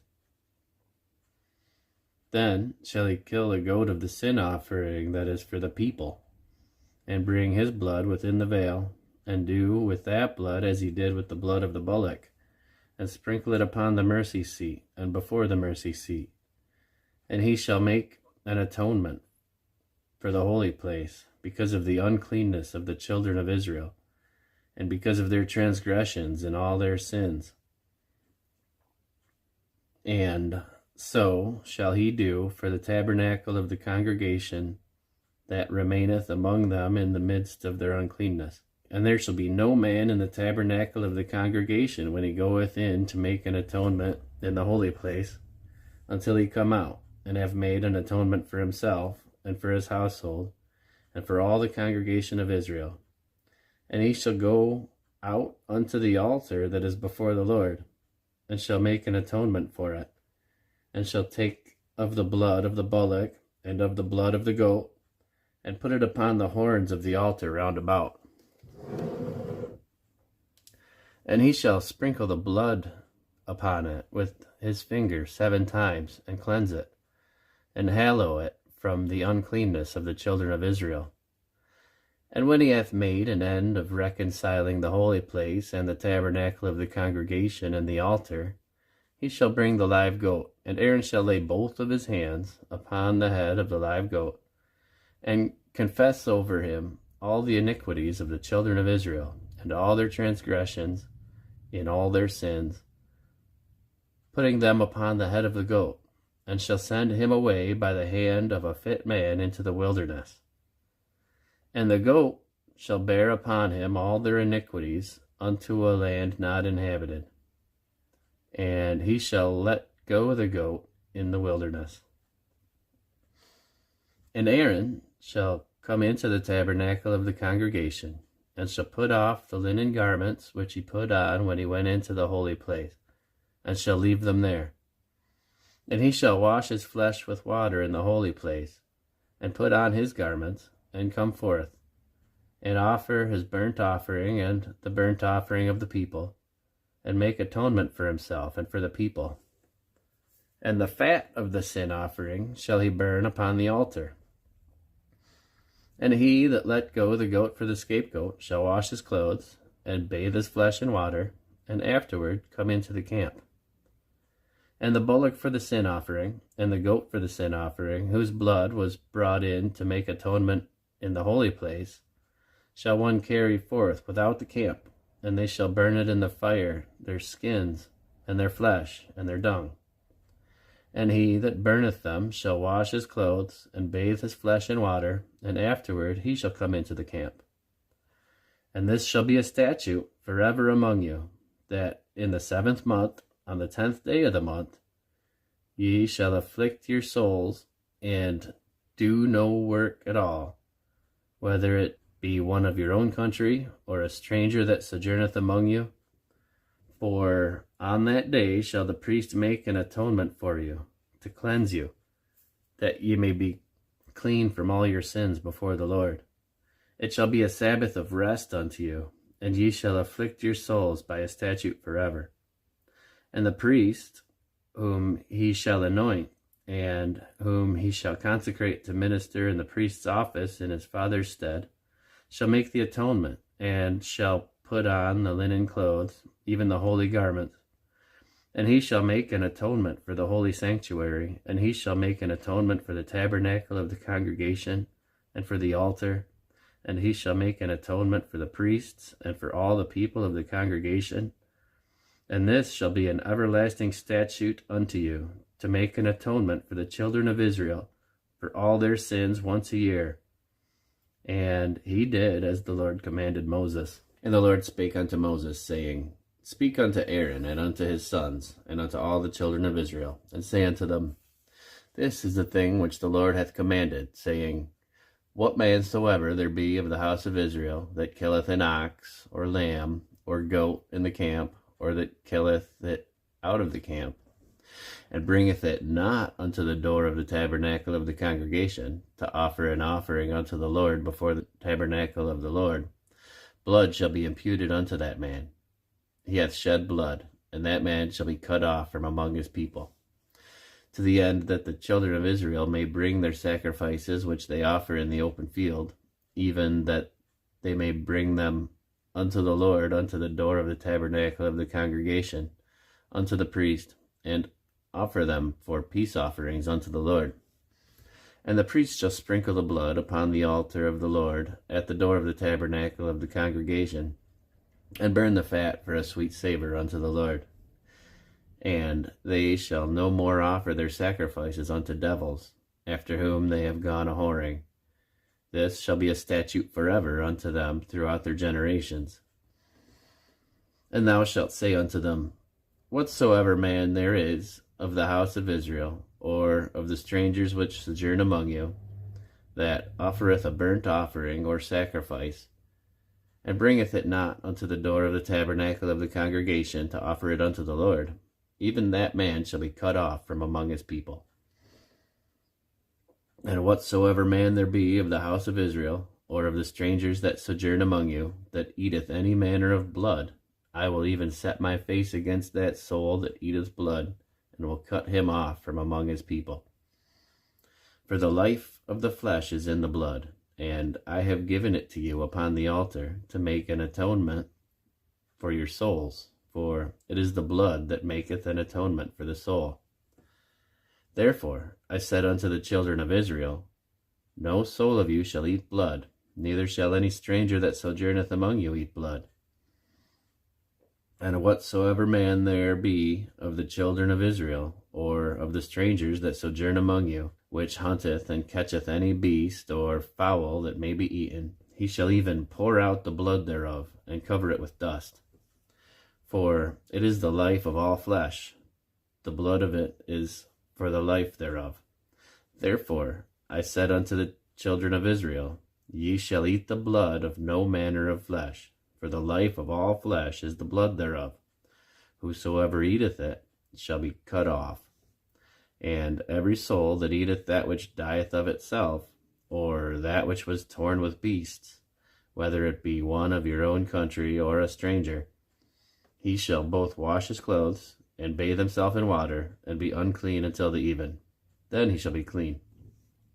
But if he wash them not, nor bathe his flesh, then he shall bear his iniquity. And the Lord spake unto Moses, saying, Speak unto the children of Israel, and say unto them, I am the Lord your God. After the doings of the land of Egypt, wherein ye dwelt, shall ye not do, and after the doings of the land of Canaan, whither I bring you, ye shall not do, neither shall ye walk in their ordinances. Ye shall do my judgments, and keep mine ordinances, to walk therein. I am the Lord your God. Ye shall therefore keep my statutes and my judgments, which if a man do, he shall live in them. I am the Lord. None of you shall approach to any that is near of kin to him, to uncover their nakedness. I am the Lord. The nakedness of thy father, or the nakedness of thy mother, shalt thou not uncover. She is thy mother. Thou shalt not uncover her nakedness. The nakedness of thy father's wife shalt thou not uncover. It is thy father's nakedness. The nakedness of thy sister, the daughter of thy father, or daughter of thy mother, whether she be born at home or born abroad, even their nakedness shalt thou not uncover.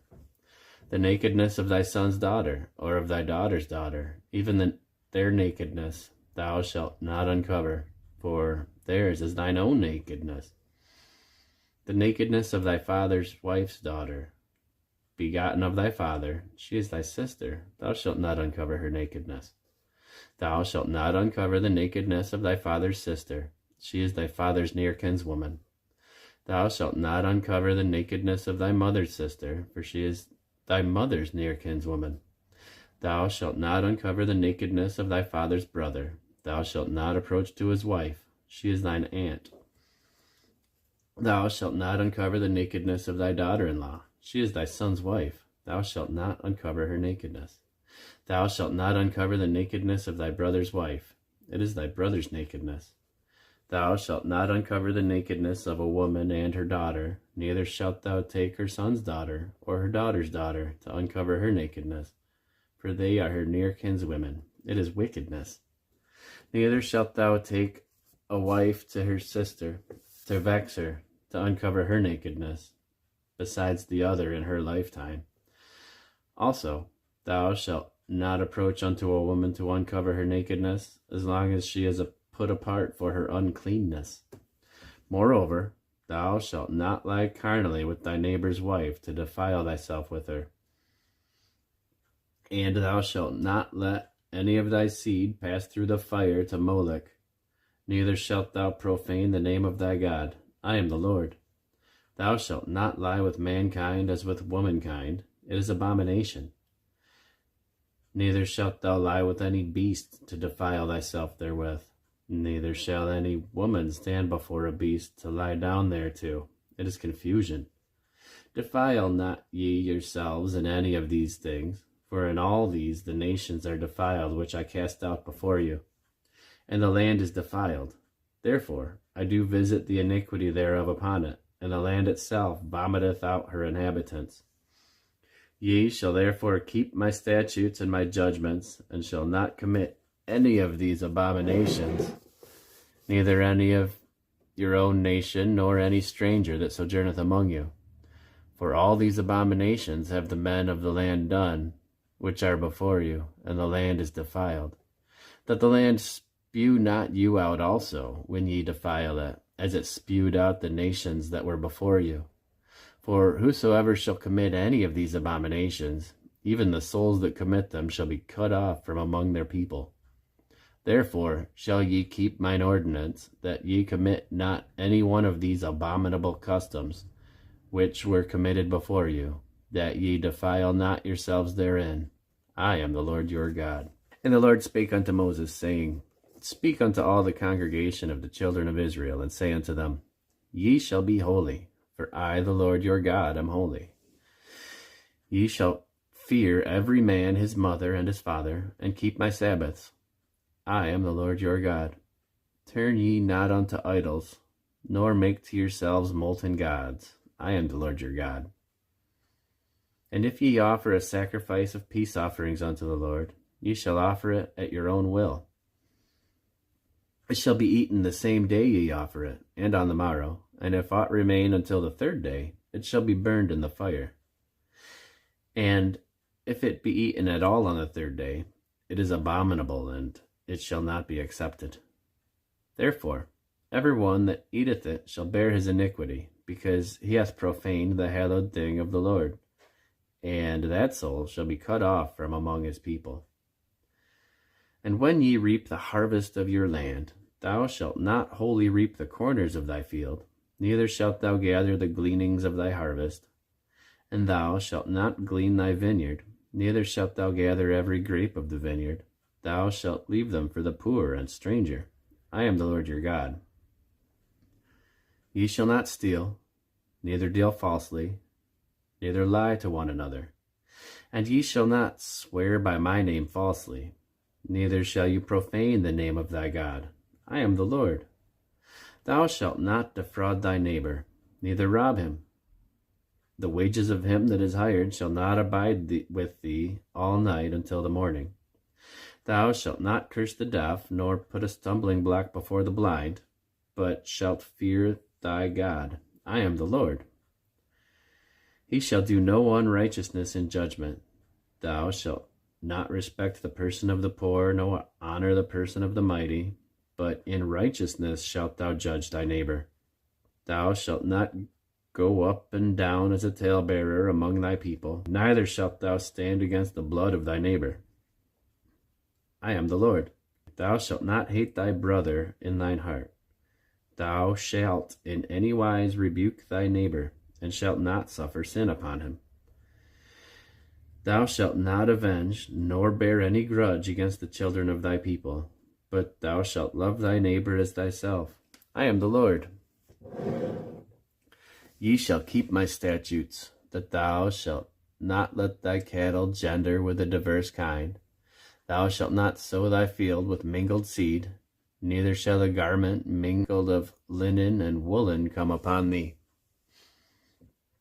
And whosoever lieth carnally with a woman that is a bondmaid, betrothed to an husband, and not at all redeemed, nor freedom given her, she shall be scourged. They shall not be put to death, because she was not free.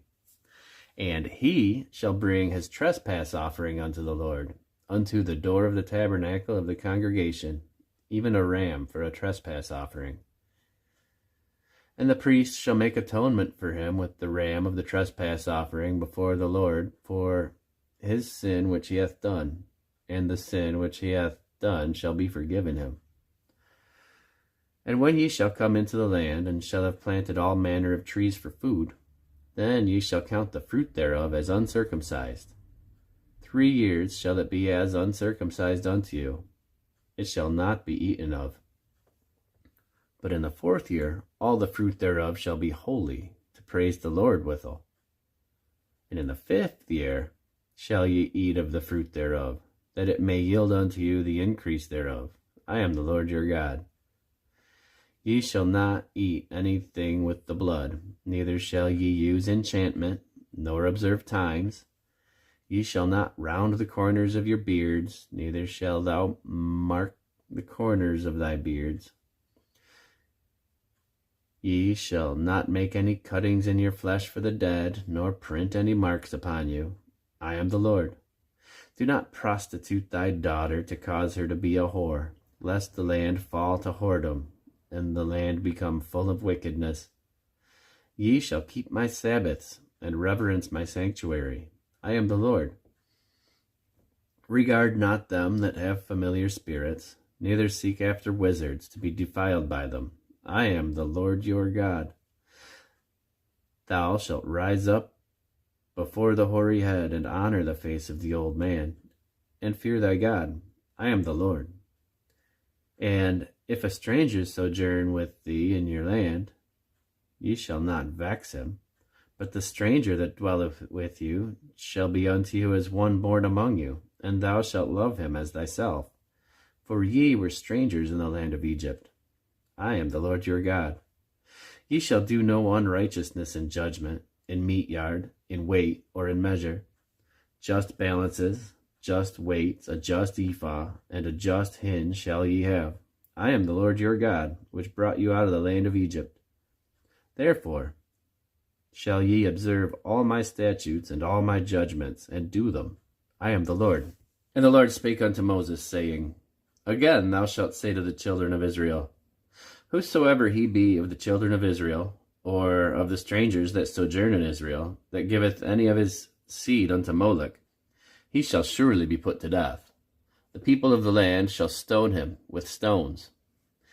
And I will set my face against that man, and will cut him off from among his people, because he hath given of his seed unto Moloch, to defile my sanctuary and to profane my holy name. And if the people of the land do in any ways hide their eyes from the man, when he giveth his seed unto Moloch, and kill him not, then I will set my face against that man, and against his family, and will cut him off, and all that go a-whoring after him, to commit whoredom with Moloch, from among their people.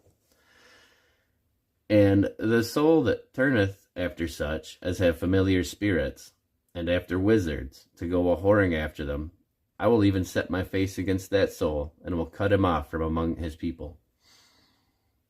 Sanctify yourselves, therefore, and be ye holy, for I am the Lord your God.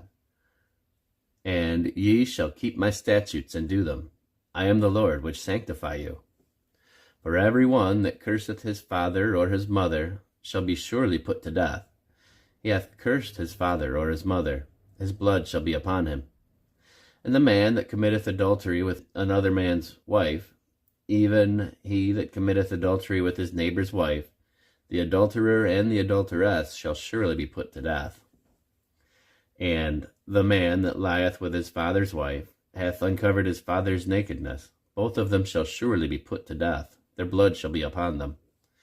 And if a man lie with his daughter-in-law, both of them shall surely be put to death. They have wrought confusion. Their blood shall be upon them. If a man also lie with mankind, as he lie with a woman, both of them have committed an abomination. They shall surely be put to death. Their blood shall be upon them.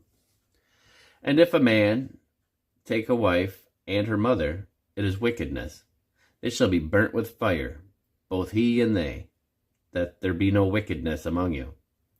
And if a man lie with a beast, he shall surely be put to death, and ye shall slay the beast. And if a woman approach unto any beast, and lie down thereto, thou shalt kill the woman and the beast. They shall surely be put to death, and their blood shall be upon them. And if a man shall take his sister, his father's daughter, or his mother's daughter, and see her nakedness, and she see his nakedness, it is a wicked thing, and they shall be cut off in the sight of their people. He hath uncovered his sister's nakedness. He shall bear his iniquity.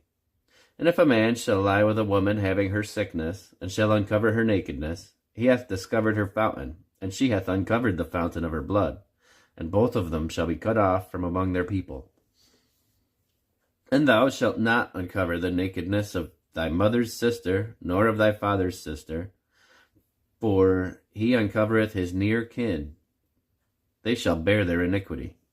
And if a man shall lie with his uncle's wife, he hath uncovered his uncle's nakedness. They shall bear their sin. They shall die childless. And if a man shall take his brother's wife, it is an unclean thing. He hath uncovered his brother's nakedness. They shall be childless.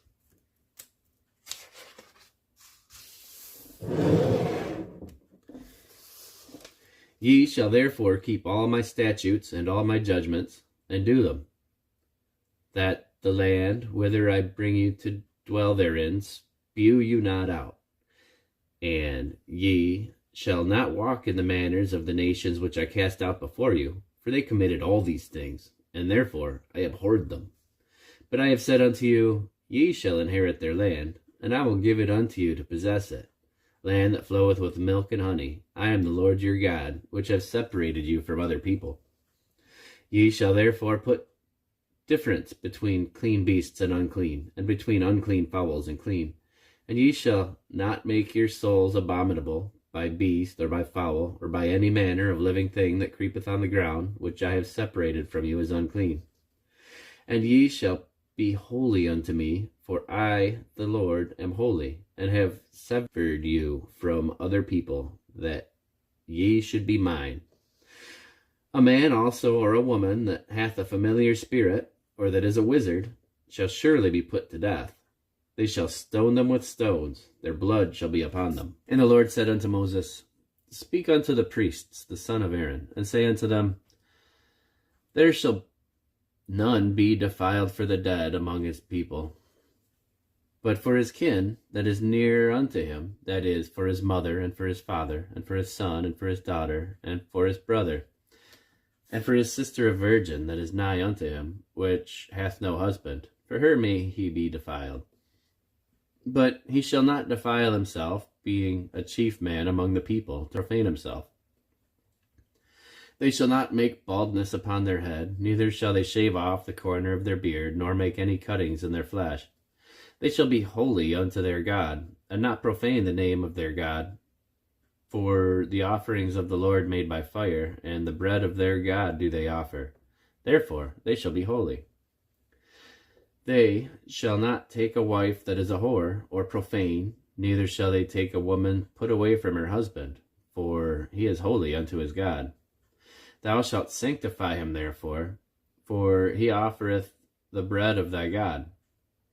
He shall be holy unto thee, for I, the Lord, which sanctify you, am holy. And the daughter of any priest, if she profane herself by playing the whore, she profaneth her father, she shall be burnt with fire.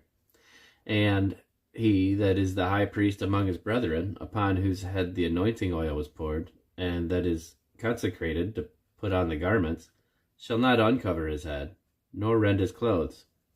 Neither shall he go in to any dead body, nor defile himself for his father or for his mother. Neither shall he go out of the sanctuary, nor profane the sanctuary of his God. For the crown of the anointing oil of his God is upon him. I am the Lord. And he shall take a wife in her virginity, a widow, or a divorced woman, or profane, or an harlot. These shall he not take, but he shall take a virgin of his own people to wife. Neither shall he profane his seed among his people, for I the Lord do sanctify him. And the Lord spake unto Moses, saying, Speak unto Aaron, saying, Whosoever he be of thy seed in their generations that hath any blemish, let him not approach to offer the bread of his God. For whatsoever man he be that hath a blemish, he shall not approach, a blind man, or a lame, or he that hath a flat nose, or anything superfluous, or any man that is broken-footed, or broken-handed, or crooked-backed, or a dwarf, or that hath a blemish in his eye, or be scurvy, or scabbed, or hath his stones broken. No man that hath a blemish of the seed of Aaron the priest shall come nigh to offer the offerings of the Lord made by fire. He hath a blemish, he shall not come nigh to offer the bread of his God. He shall eat the bread of his God, both of the most holy and the holy. Only he shall not go in unto the veil, nor come nigh unto the altar, because he hath a blemish, that he profane not my sanctuaries, for I the Lord do sanctify them. And Moses told it unto Aaron and to his sons, and unto all the children of Israel. And the Lord spake unto Moses, saying, Speak unto Aaron and to his sons, that they separate themselves from the holy things of the children of Israel, and that they profane not my holy name in these things which they hallow unto me. I am the Lord. Say unto them, Whosoever he be of all your seed among your generations, that goeth unto the holy things, which the children of Israel hallow unto the Lord, having his uncleanness upon him, that soul shall be cut off from my presence. I am the Lord. What man soever of the seed of Aaron is a leper, or hath a running issue, he shall not eat of the holy things until he be clean. And whoso toucheth anything that is unclean by the dead, or a man whose seed goeth from him, or whosoever toucheth any creeping thing whereby he may be made unclean, or a man of whom he may take uncleanness, whatsoever uncleanness he hath, the soul which hath touched any such shall be unclean until the even, and shall not eat of the holy things, unless he wash his flesh with water. And when the sun is down, he shall be clean, and shall afterward eat of the holy things, because it is his food. That which dieth of itself, or is torn with beasts, he shall not eat to defile himself therewith. I am the Lord. They shall therefore keep mine ordinance, lest they bear sin for it, and die therefore, if they profane it. For I, the Lord, do sanctify them. There shall no stranger eat of the holy things. A sojourner of the priest, or an hired servant, shall not eat of the holy thing. But if the priest buy any soul with his money, he shall eat of it, and he that is born in his house, they shall eat of his meat. If the priest's daughter also be married unto a stranger, she may not eat of an offering of the holy things. But if the priest's daughter be a widow, or divorced and have no child, and is returned unto her father's house, as in her youth, she shall eat of her father's meat. But there shall no stranger eat thereof. And if a man eat of the holy things unwittingly, then he shall put the fifth part thereof unto it, and shall give it unto the priest with the holy thing. And they shall not profane the holy things of the children of Israel, which they offer unto the Lord, or suffer them to bear the iniquity of the trespass, when they eat their holy things. For I, the Lord, do sanctify them. And the Lord spake unto Moses, saying, Speak unto Aaron, and to his sons, and unto all the children of Israel, and say unto them, Whatsoever he be of the house of Israel, or of strangers in Israel, that will offer his oblation for all his vows, and for all his freewill offerings, which they will offer unto the Lord a burnt offering, ye shall offer at your own will a male without blemish of the beeves, of the sheep, or of the goats. But whatsoever hath a blemish, that shall ye not offer, for it shall not be acceptable for you. And whoso offereth a sacrifice of peace offerings unto the Lord, to accomplish his vow, or a freewill offering in beeves or sheep, it shall be perfect to be accepted. There shall be no blemish therein. Blind, or broken, or maimed, or having a wen, or scurvy, or scabbed, ye shall not offer these unto the Lord, nor make an offering by fire of them upon the altar unto the Lord. Either a bullock or a lamb that hath anything superfluous or lacking in his parts, that mayest thou offer for a freewill offering, but for a vow it shall not be accepted. Ye shall not offer unto the Lord that which is bruised, or crushed, or broken, or cut, neither shall ye make any offering thereof in your land. Neither from a stranger's hand shall ye offer the bread of your God of any of these, because their corruption is in them, and blemishes be in them. They shall not be accepted for you. And the Lord spake unto Moses, saying, When a bullock or a sheep or a goat is brought forth, then it shall be 7 days under the dam, and from the 8th day and thenceforth shall be accepted for an offering made by fire unto the Lord.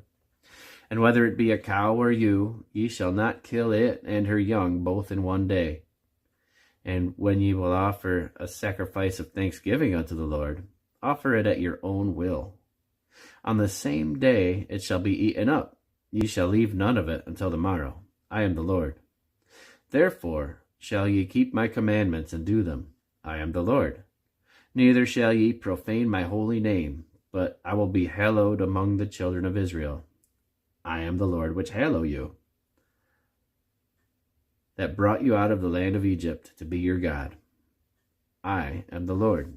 And the Lord spake unto Moses, saying, Speak unto the children of Israel, and say unto them, Concerning the feasts of the Lord, which ye shall proclaim to be holy convocations, even these are my feasts. 6 days shall work be done, but the 7th day is the Sabbath of rest, and holy convocation. Ye shall do no work therein. It is the Sabbath of the Lord in all your dwellings. These are the feasts of the Lord, even holy convocations, which ye shall proclaim in their seasons. In the 14th day of the 1st month, at even, is the Lord's Passover. And on the 15th day of the same month is the feast of unleavened bread unto the Lord. 7 days ye must eat unleavened bread. In the 1st day ye shall have an holy convocation. Ye shall do no servile work therein, but ye shall offer an offering made by fire unto the Lord 7 days. In the 7th day is an holy convocation. Ye shall do no servile work therein. And the Lord spake unto Moses, saying, Speak unto the children of Israel, and say unto them, When ye come into the land which I give unto you, and shall reap the harvest thereof, then ye shall bring a sheaf of the first fruits of your harvest unto the priest. And he shall wave the sheaf before the Lord, to be accepted for you. On the morrow after the Sabbath the priest shall wave it. And ye shall offer that day when ye wave the sheaf, an he-lamb without blemish of the 1st year, for a burnt offering unto the Lord. And the meat offering thereof shall be 2/10 deals of fine flour mingled with oil, an offering made by fire unto the Lord for a sweet savor. And the drink offering thereof shall be of wine, the 4th part of an hin. And ye shall eat neither bread, nor parched corn, nor green ears, until the selfsame day that ye have brought an offering unto your God. It shall be a statute forever throughout your generations in all your dwellings. And ye shall count unto you from the morrow after the Sabbath, from the day that ye brought the sheaf of the wave offering. 7 Sabbaths shall be complete. Even unto the morrow after the 7th Sabbath shall ye number 50 days, and ye shall offer a new meat offering unto the Lord. Ye shall bring out of your habitations 2 whole loaves of 2/10 deals. They shall be of fine flour. They shall be baken with leaven. They are the first fruits unto the Lord. And ye shall offer with the bread 7 lambs without blemish of the 1st year, and 1 young bullock, and 2 rams. They shall be for a burnt offering unto the Lord, with their meat offering and their drink offerings, even an offering made by fire of sweet savor unto the Lord. Then ye shall sacrifice 1 kid of the goats for a sin offering, and 2 lambs of the 1st year for a sacrifice of peace offerings. And the priest shall wave them with the bread of the firstfruits for a wave offering before the Lord, with the 2 lambs. They shall be holy to the Lord for the priest. And ye shall proclaim on the selfsame day that it may be an holy convocation unto you. Ye shall do no servile work therein. It shall be a statute forever in all your dwellings throughout all your generations. And when ye reap the harvest of your land, thou shalt not make clean riddance of the corners of thy field when thou reapest, neither shalt thou gather any gleaning of thy harvest. Thou shalt leave them unto the poor and to the stranger. I am the Lord your God. And the Lord spake unto Moses, saying, Speak unto the children of Israel, saying, In the 7th month, in the 1st day of the month, shall ye have a Sabbath, a memorial of blowing of trumpets, and holy convocation. Ye shall do no servile work therein, but ye shall offer an offering made by fire unto the Lord. And the Lord spake unto Moses, saying, Also in the 10th day of this 7th month there shall be a day of atonement. It shall be an holy convocation unto you, and ye shall afflict your souls, and offer an offering made by fire unto the Lord. And ye shall do no work in that same day, for it is the day of atonement, to make an atonement for you before the Lord your God. For whatsoever soul it be that shall not be afflicted in that same day, he shall be cut off from among his people. And whatsoever soul it be that doeth any work in that same day, the same soul will I destroy from among his people. Ye shall do no manner of work. It shall be a statute forever throughout your generations in all your dwellings. It shall be unto you a Sabbath of rest, and ye shall afflict your souls. In the 9th day of the month at even, from even unto even, shall ye celebrate your Sabbath.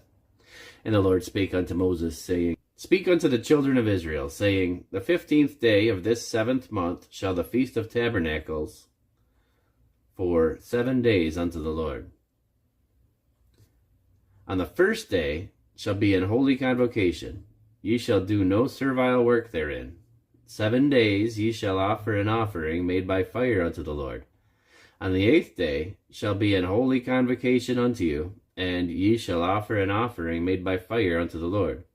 It is a solemn assembly, and ye shall do no servile work therein. These are the feasts of the Lord, which ye shall proclaim to be holy convocations, to offer an offering made by fire unto the Lord, a burnt offering and a meat offering, a sacrifice and a drink offerings, everything upon his day. Besides the Sabbaths of the Lord, and besides your gifts, and besides all your vows, and besides all your freewill offerings, which ye give unto the Lord. Also, in the 15th day of the 7th month, when ye have gathered in the fruit of the land, ye shall keep a feast unto the Lord 7 days. On the 1st day shall be a Sabbath, and on the 8th day shall be a Sabbath. And ye shall take you on the 1st day the boughs of goodly trees, branches of palm trees, and boughs of thick trees, and willows of the brook, and ye shall rejoice before the Lord your God 7 days. And ye shall keep it a feast unto the Lord 7 days in the year. It shall be a statute forever in your generations. Ye shall celebrate in the 7th month.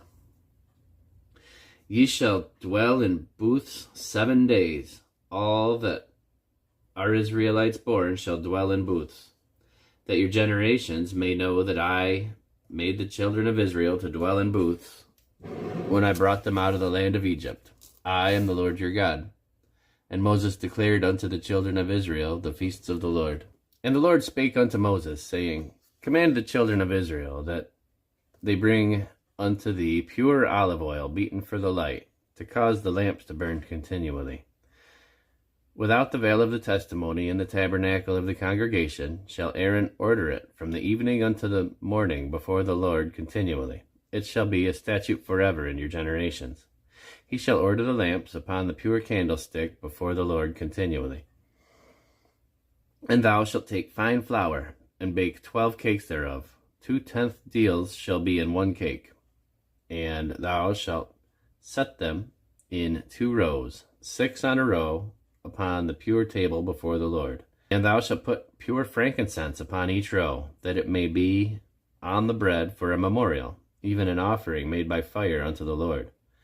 Every Sabbath he shall set it in order before the Lord continually, being taken from the children of Israel by an everlasting covenant. And it shall be Aaron's and his sons, and they shall eat it in the holy place, for it is most holy unto him of the offerings of the Lord made by fire by a perpetual statute. And the son of an Israelitish woman, whose father was an Egyptian, went out among the children of Israel, and this son of the Israelitish woman and a man of Israel strove together in the camp. And the Israelitish woman's son blasphemed the name of the Lord, and cursed, and they brought him unto Moses. And his mother's name was Shelomith, the daughter of Dibri of the tribe of Dan. And they put him in ward, that the mind of the Lord might be showed them. And the Lord spake unto Moses, saying, Bring forth him that hath cursed without the camp, and let all that heard him lay their hands upon his head, and let all the congregation stone him. And thou shalt speak unto the children of Israel, saying, Whosoever curseth his God shall bear his sin. And he that blasphemeth the name of the Lord, he shall surely be put to death. And all the congregation shall certainly stone him. as well the stranger as he that is born in the land, when he blasphemeth the name of the Lord, shall be put to death. And he that killeth any man shall surely be put to death. And he that killeth a beast shall make it good, beast for beast. And if a man cause a blemish in his neighbor, as he hath done, so shall it be done unto him. Breach for breach, eye for eye, tooth for tooth. As he hath caused a blemish in a man, so shall it be done to him again. And he that killeth a beast, he shall restore it. And he that killeth a man, he shall be put to death. Ye shall have one manner of law, as well for the stranger as for one of your own country, for I am the Lord your God. And Moses spake to the children of Israel that they should bring forth him that had cursed out of the camp, and stone him with stones. And the children of Israel did as the Lord commanded Moses. And the Lord spake unto Moses in Mount Sinai, saying, Speak unto the children of Israel, and say unto them, When ye come into the land which I give you, then shall the land keep a Sabbath unto the Lord. 6 years thou shalt sow thy field, and 6 years thou shalt prune thy vineyard, and gather in the fruits thereof. But in the 7th year shall be a Sabbath of rest unto the land, a Sabbath for the Lord. Thou shalt neither sow thy field, nor prune thy vineyard.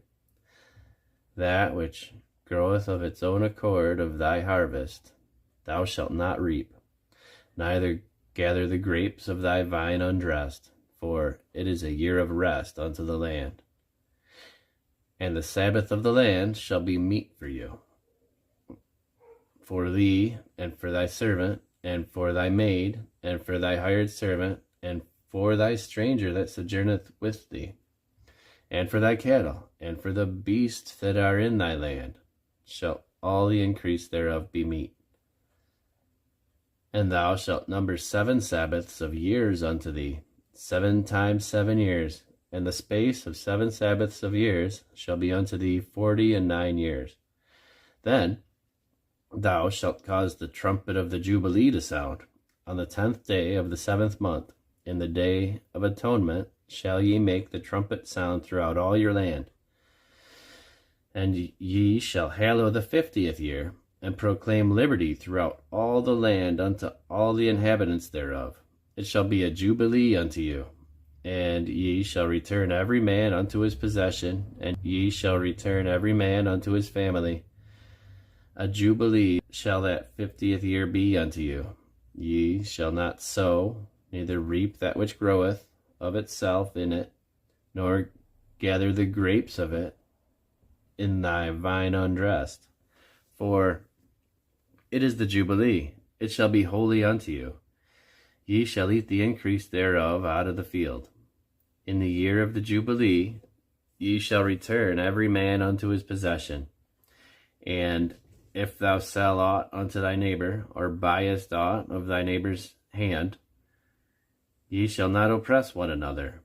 According to the number of the years after the Jubilee, thou shalt buy of thy neighbor, and according to the number of the years of the fruits shall he sell unto thee. According to the multitude of years thou shalt increase the price thereof, and according to the fewness of the years thou shalt diminish the price thereof. For according to the number of the years of the fruits doth he sell unto thee. Ye shall not therefore oppress one another, but thou shalt fear thy God, for I am the Lord your God. Wherefore ye shall do my statutes, and keep my judgments, and do them, and ye shall dwell in the land in safety. And the land shall yield her fruit, and ye shall eat your fill, and dwell therein in safety. And if ye shall say, What shall we eat the 7th year? Behold, we shall not sow nor gather in our increase. Then I will command my blessings upon you in the 6th year, and it shall bring forth for 3 years. And ye shall sow the 8th year, and eat yet of old fruits until the 9th year. Until her fruits come in, ye shall eat of the old store. The land shall not be sold forever, for the land is mine, for ye are strangers and sojourners with me. And in all the land of your possessions ye shall grant a redemption for the land. If thy brother be waxen poor, and hath sold away some of his possession, and if any of his kin come to redeem it, then shall he redeem that which his brother sold. And if the man have none to redeem it, and himself be able to redeem it, then let him count the years of the sale thereof, and restore the overplus unto the man to whom he sold it, that he may return unto his possession. But if he be not able to restore it unto him, then that which is sold shall remain in the hand of him that hath bought it until the year of Jubilee. And in the Jubilee it shall go out, and he shall return unto his possession. And if a man sell a dwelling house in a walled city, then he may redeem it within a whole year after it is sold. Within a full year may he redeem it. And if it be not redeemed within the space of a full year, then the house that is in the walled city shall be established forever to him that bought it. Throughout his generations it shall not go out in the Jubilee. But the houses of the villages which have no walls round about them shall be counted as the fields of the country. They may be redeemed, and they shall go out in the Jubilee. Notwithstanding, the cities of the Levites and the houses of the cities of their possession may the Levites redeem at any time. And if a man purchase of the Levites, then the house that was sold and the city of his possession shall go out in the year of the Jubilee. For the houses of the cities of the Levites are their possession among the children of Israel. But the field of the suburbs of their cities may not be sold, for it is their perpetual possession. And if thy brother be waxen poor, and fallen in decay with thee, then thou shalt relieve him, yea, though he be a stranger or a sojourner, that he may live with thee. Take thou no usury of him, or increase, but fear thy God, that thy brother may live with thee. Thou shalt not give him thy money upon usury, nor lend him thy victuals for increase. I am the Lord your God, which brought you forth out of the land of Egypt, to give you the land of Canaan, and to be your God. And if thy brother that dwelleth by thee be waxen poor, and be sold unto thee, thou shalt not compel him to serve as a bondservant, but as an hired servant, and as a sojourner he shall be with thee, and shall serve thee unto the year of the Jubilee.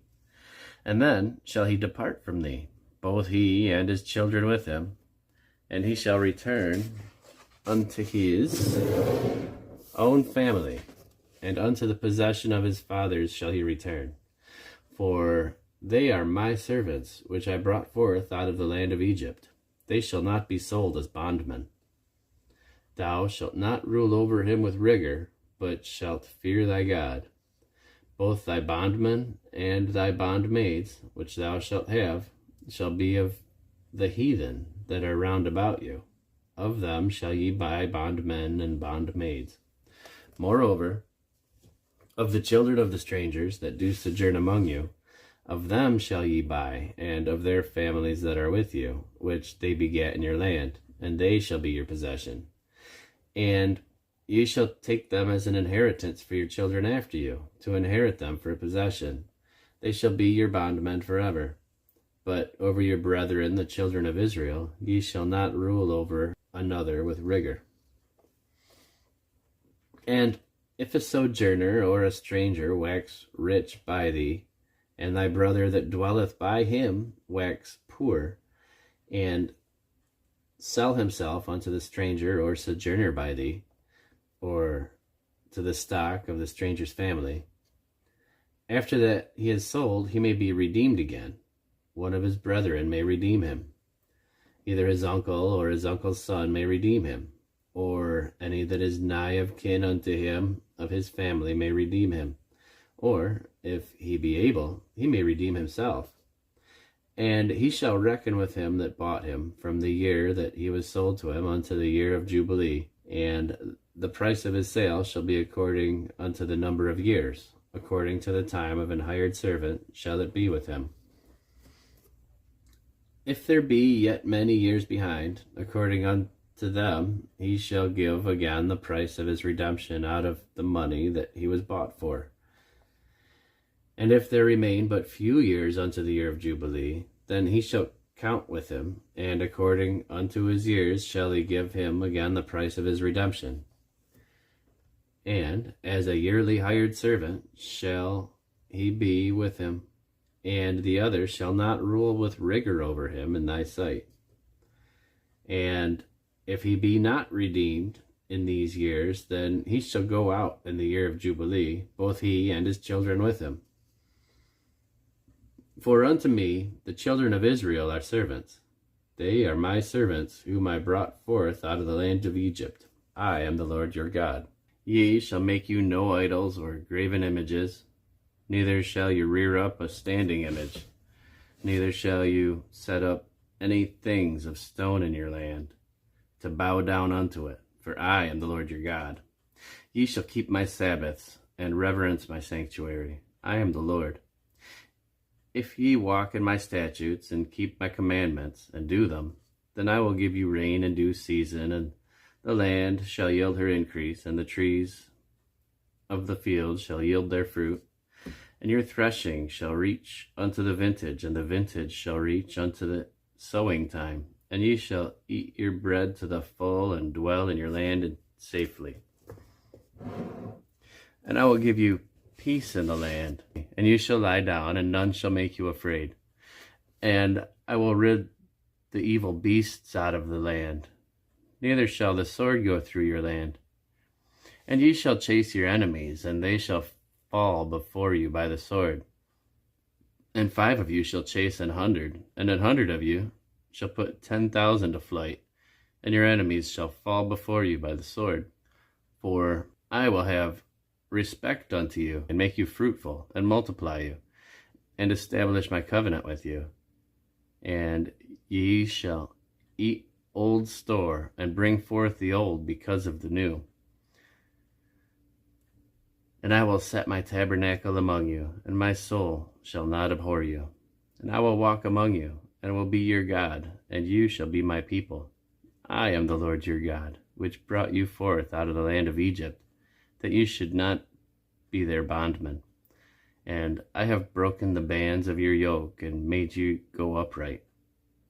But if ye will not hearken unto me, and will not do all these commandments, and if ye shall despise my statutes, or if your soul abhor my judgments, so that ye will not do all my commandments, but that ye break my covenant, I also will do this unto you. I will even appoint over you terror, consumption, and the burning ague that shall consume the eyes, and cause sorrow of heart. And ye shall sow your seed in vain, for your enemies shall eat it. And I will set my face against you, and ye shall be slain before your enemies. They that hate you shall reign over you, and ye shall flee when none pursueth you. And if ye will not yet for all this hearken unto me, then I will punish you 7 times more for your sins. And I will break the pride of your power, and I will make your heaven as iron, and your earth as brass, and your strength shall be spent in vain. For your land shall not yield her increase, neither shall the trees of the land their fruits. And if ye walk contrary unto me, and will not hearken unto me, I will bring 7 times more plagues upon you according to your sins. And I will also send wild beasts among you, which shall rob you of your children, and destroy your cattle, and make you few in number. And your highways shall be desolate.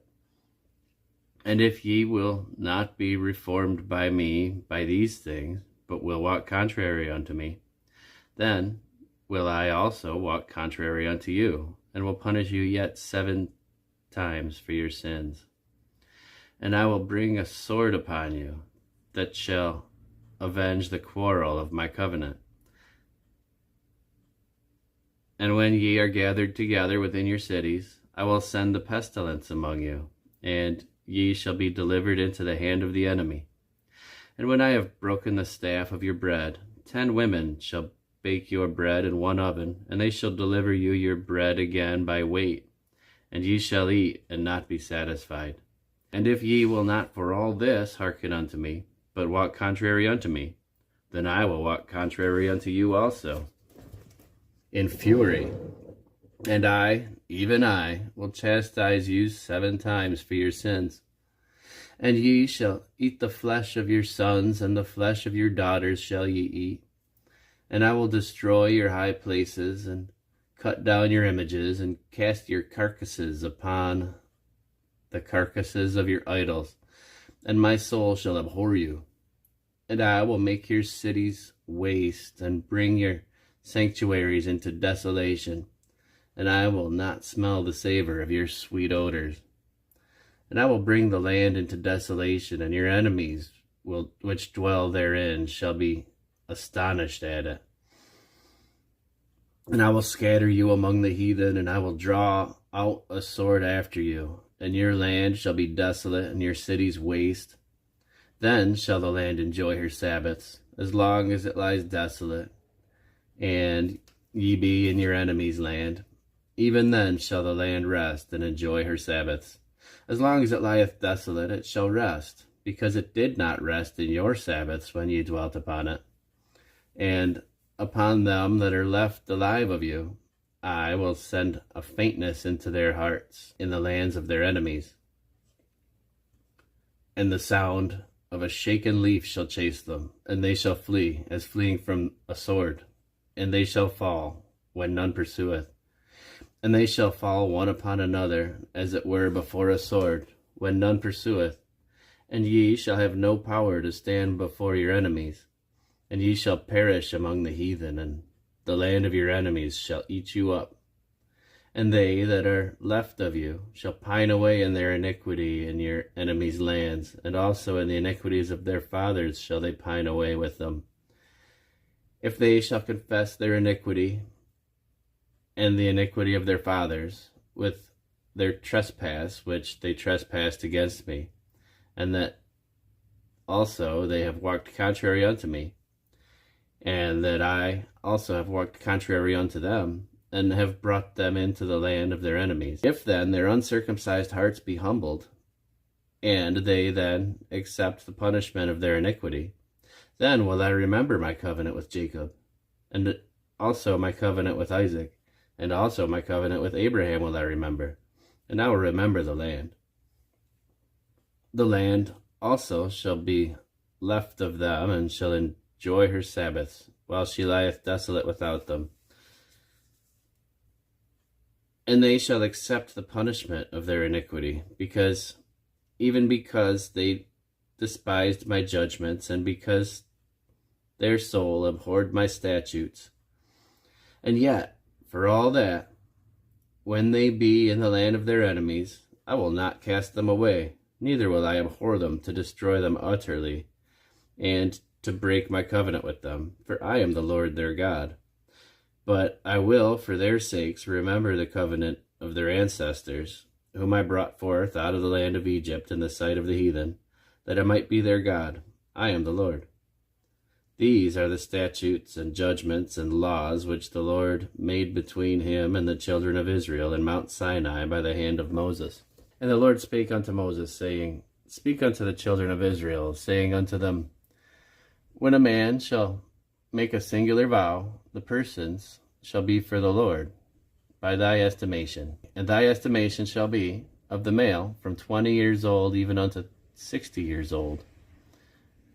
Even thy estimation shall be 50 shekels of silver, after the shekel of the sanctuary. And if it be a female, then thy estimation shall be 30 shekels.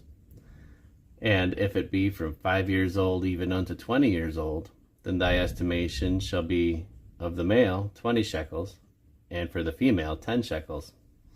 And if it be from a month old even unto 5 years old, then thy estimation shall be of the male 5 shekels of silver, and for the female thy estimation shall be 3 shekels of silver. And if it be from 60 years old and above, if it be a male, then thy estimation shall be 15 shekels, and for the female 10 shekels. But if he be poorer than thy estimation, then he shall present himself before the priest, and the priest shall value him. According to his ability that vowed shall the priest value him. And if it be a beast whereof men bring an offering unto the Lord, all that any man giveth of such unto the Lord shall be holy. He shall not alter it, nor change it, a good for a bad, or a bad for a good. And if he shall at all change the beast for beast, then it and the exchange thereof shall be holy. And if it be any unclean beast, of which they do not offer a sacrifice unto the Lord, then he shall present the beast before the priest, and the priest shall value it, whether it be good or bad, as thou valuest it, who art the priest, so shall it be. But if he will at all redeem it, then he shall add a fifth part thereof unto thy estimation. And when a man shall sanctify his house to be holy unto the Lord, then the priest shall estimate it, whether it be good or bad. As the priest shall estimate it, so shall it stand. And if he that sanctified it will redeem his house, then he shall add the fifth part of the money of thy estimation unto it, and it shall be his. And if a man shall sanctify unto the Lord some part of a field of his possession, then thy estimation shall be according to the seed thereof. An omer of barley seed shall be valued at 50 shekels of silver. If he sanctify his field from the year of the Jubilee, according to thy estimation it shall stand.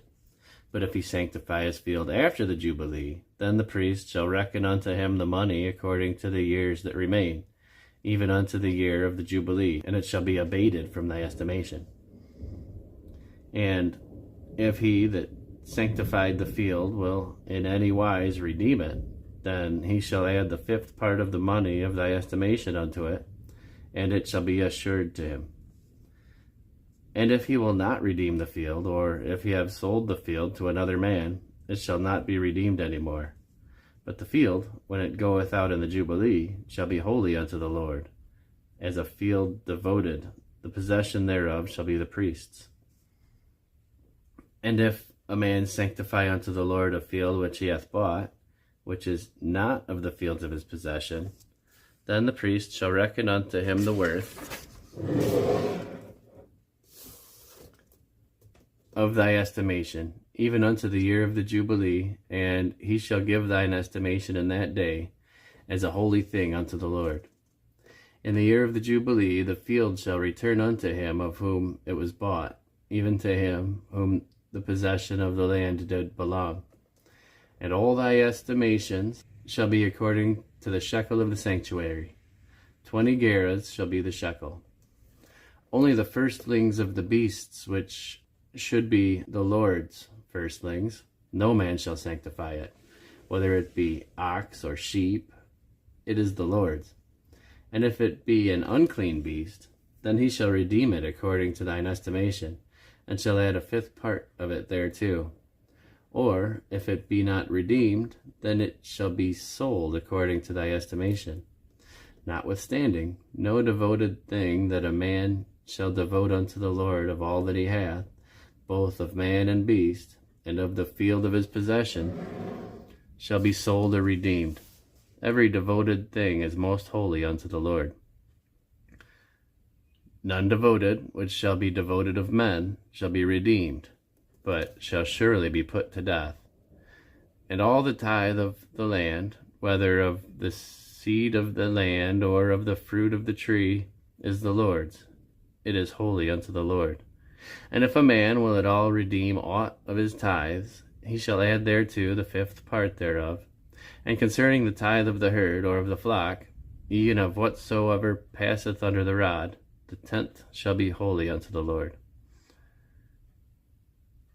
He shall not search whether it be good or bad, neither shall he change it. And if he change it at all, then both it and the change thereof shall be holy.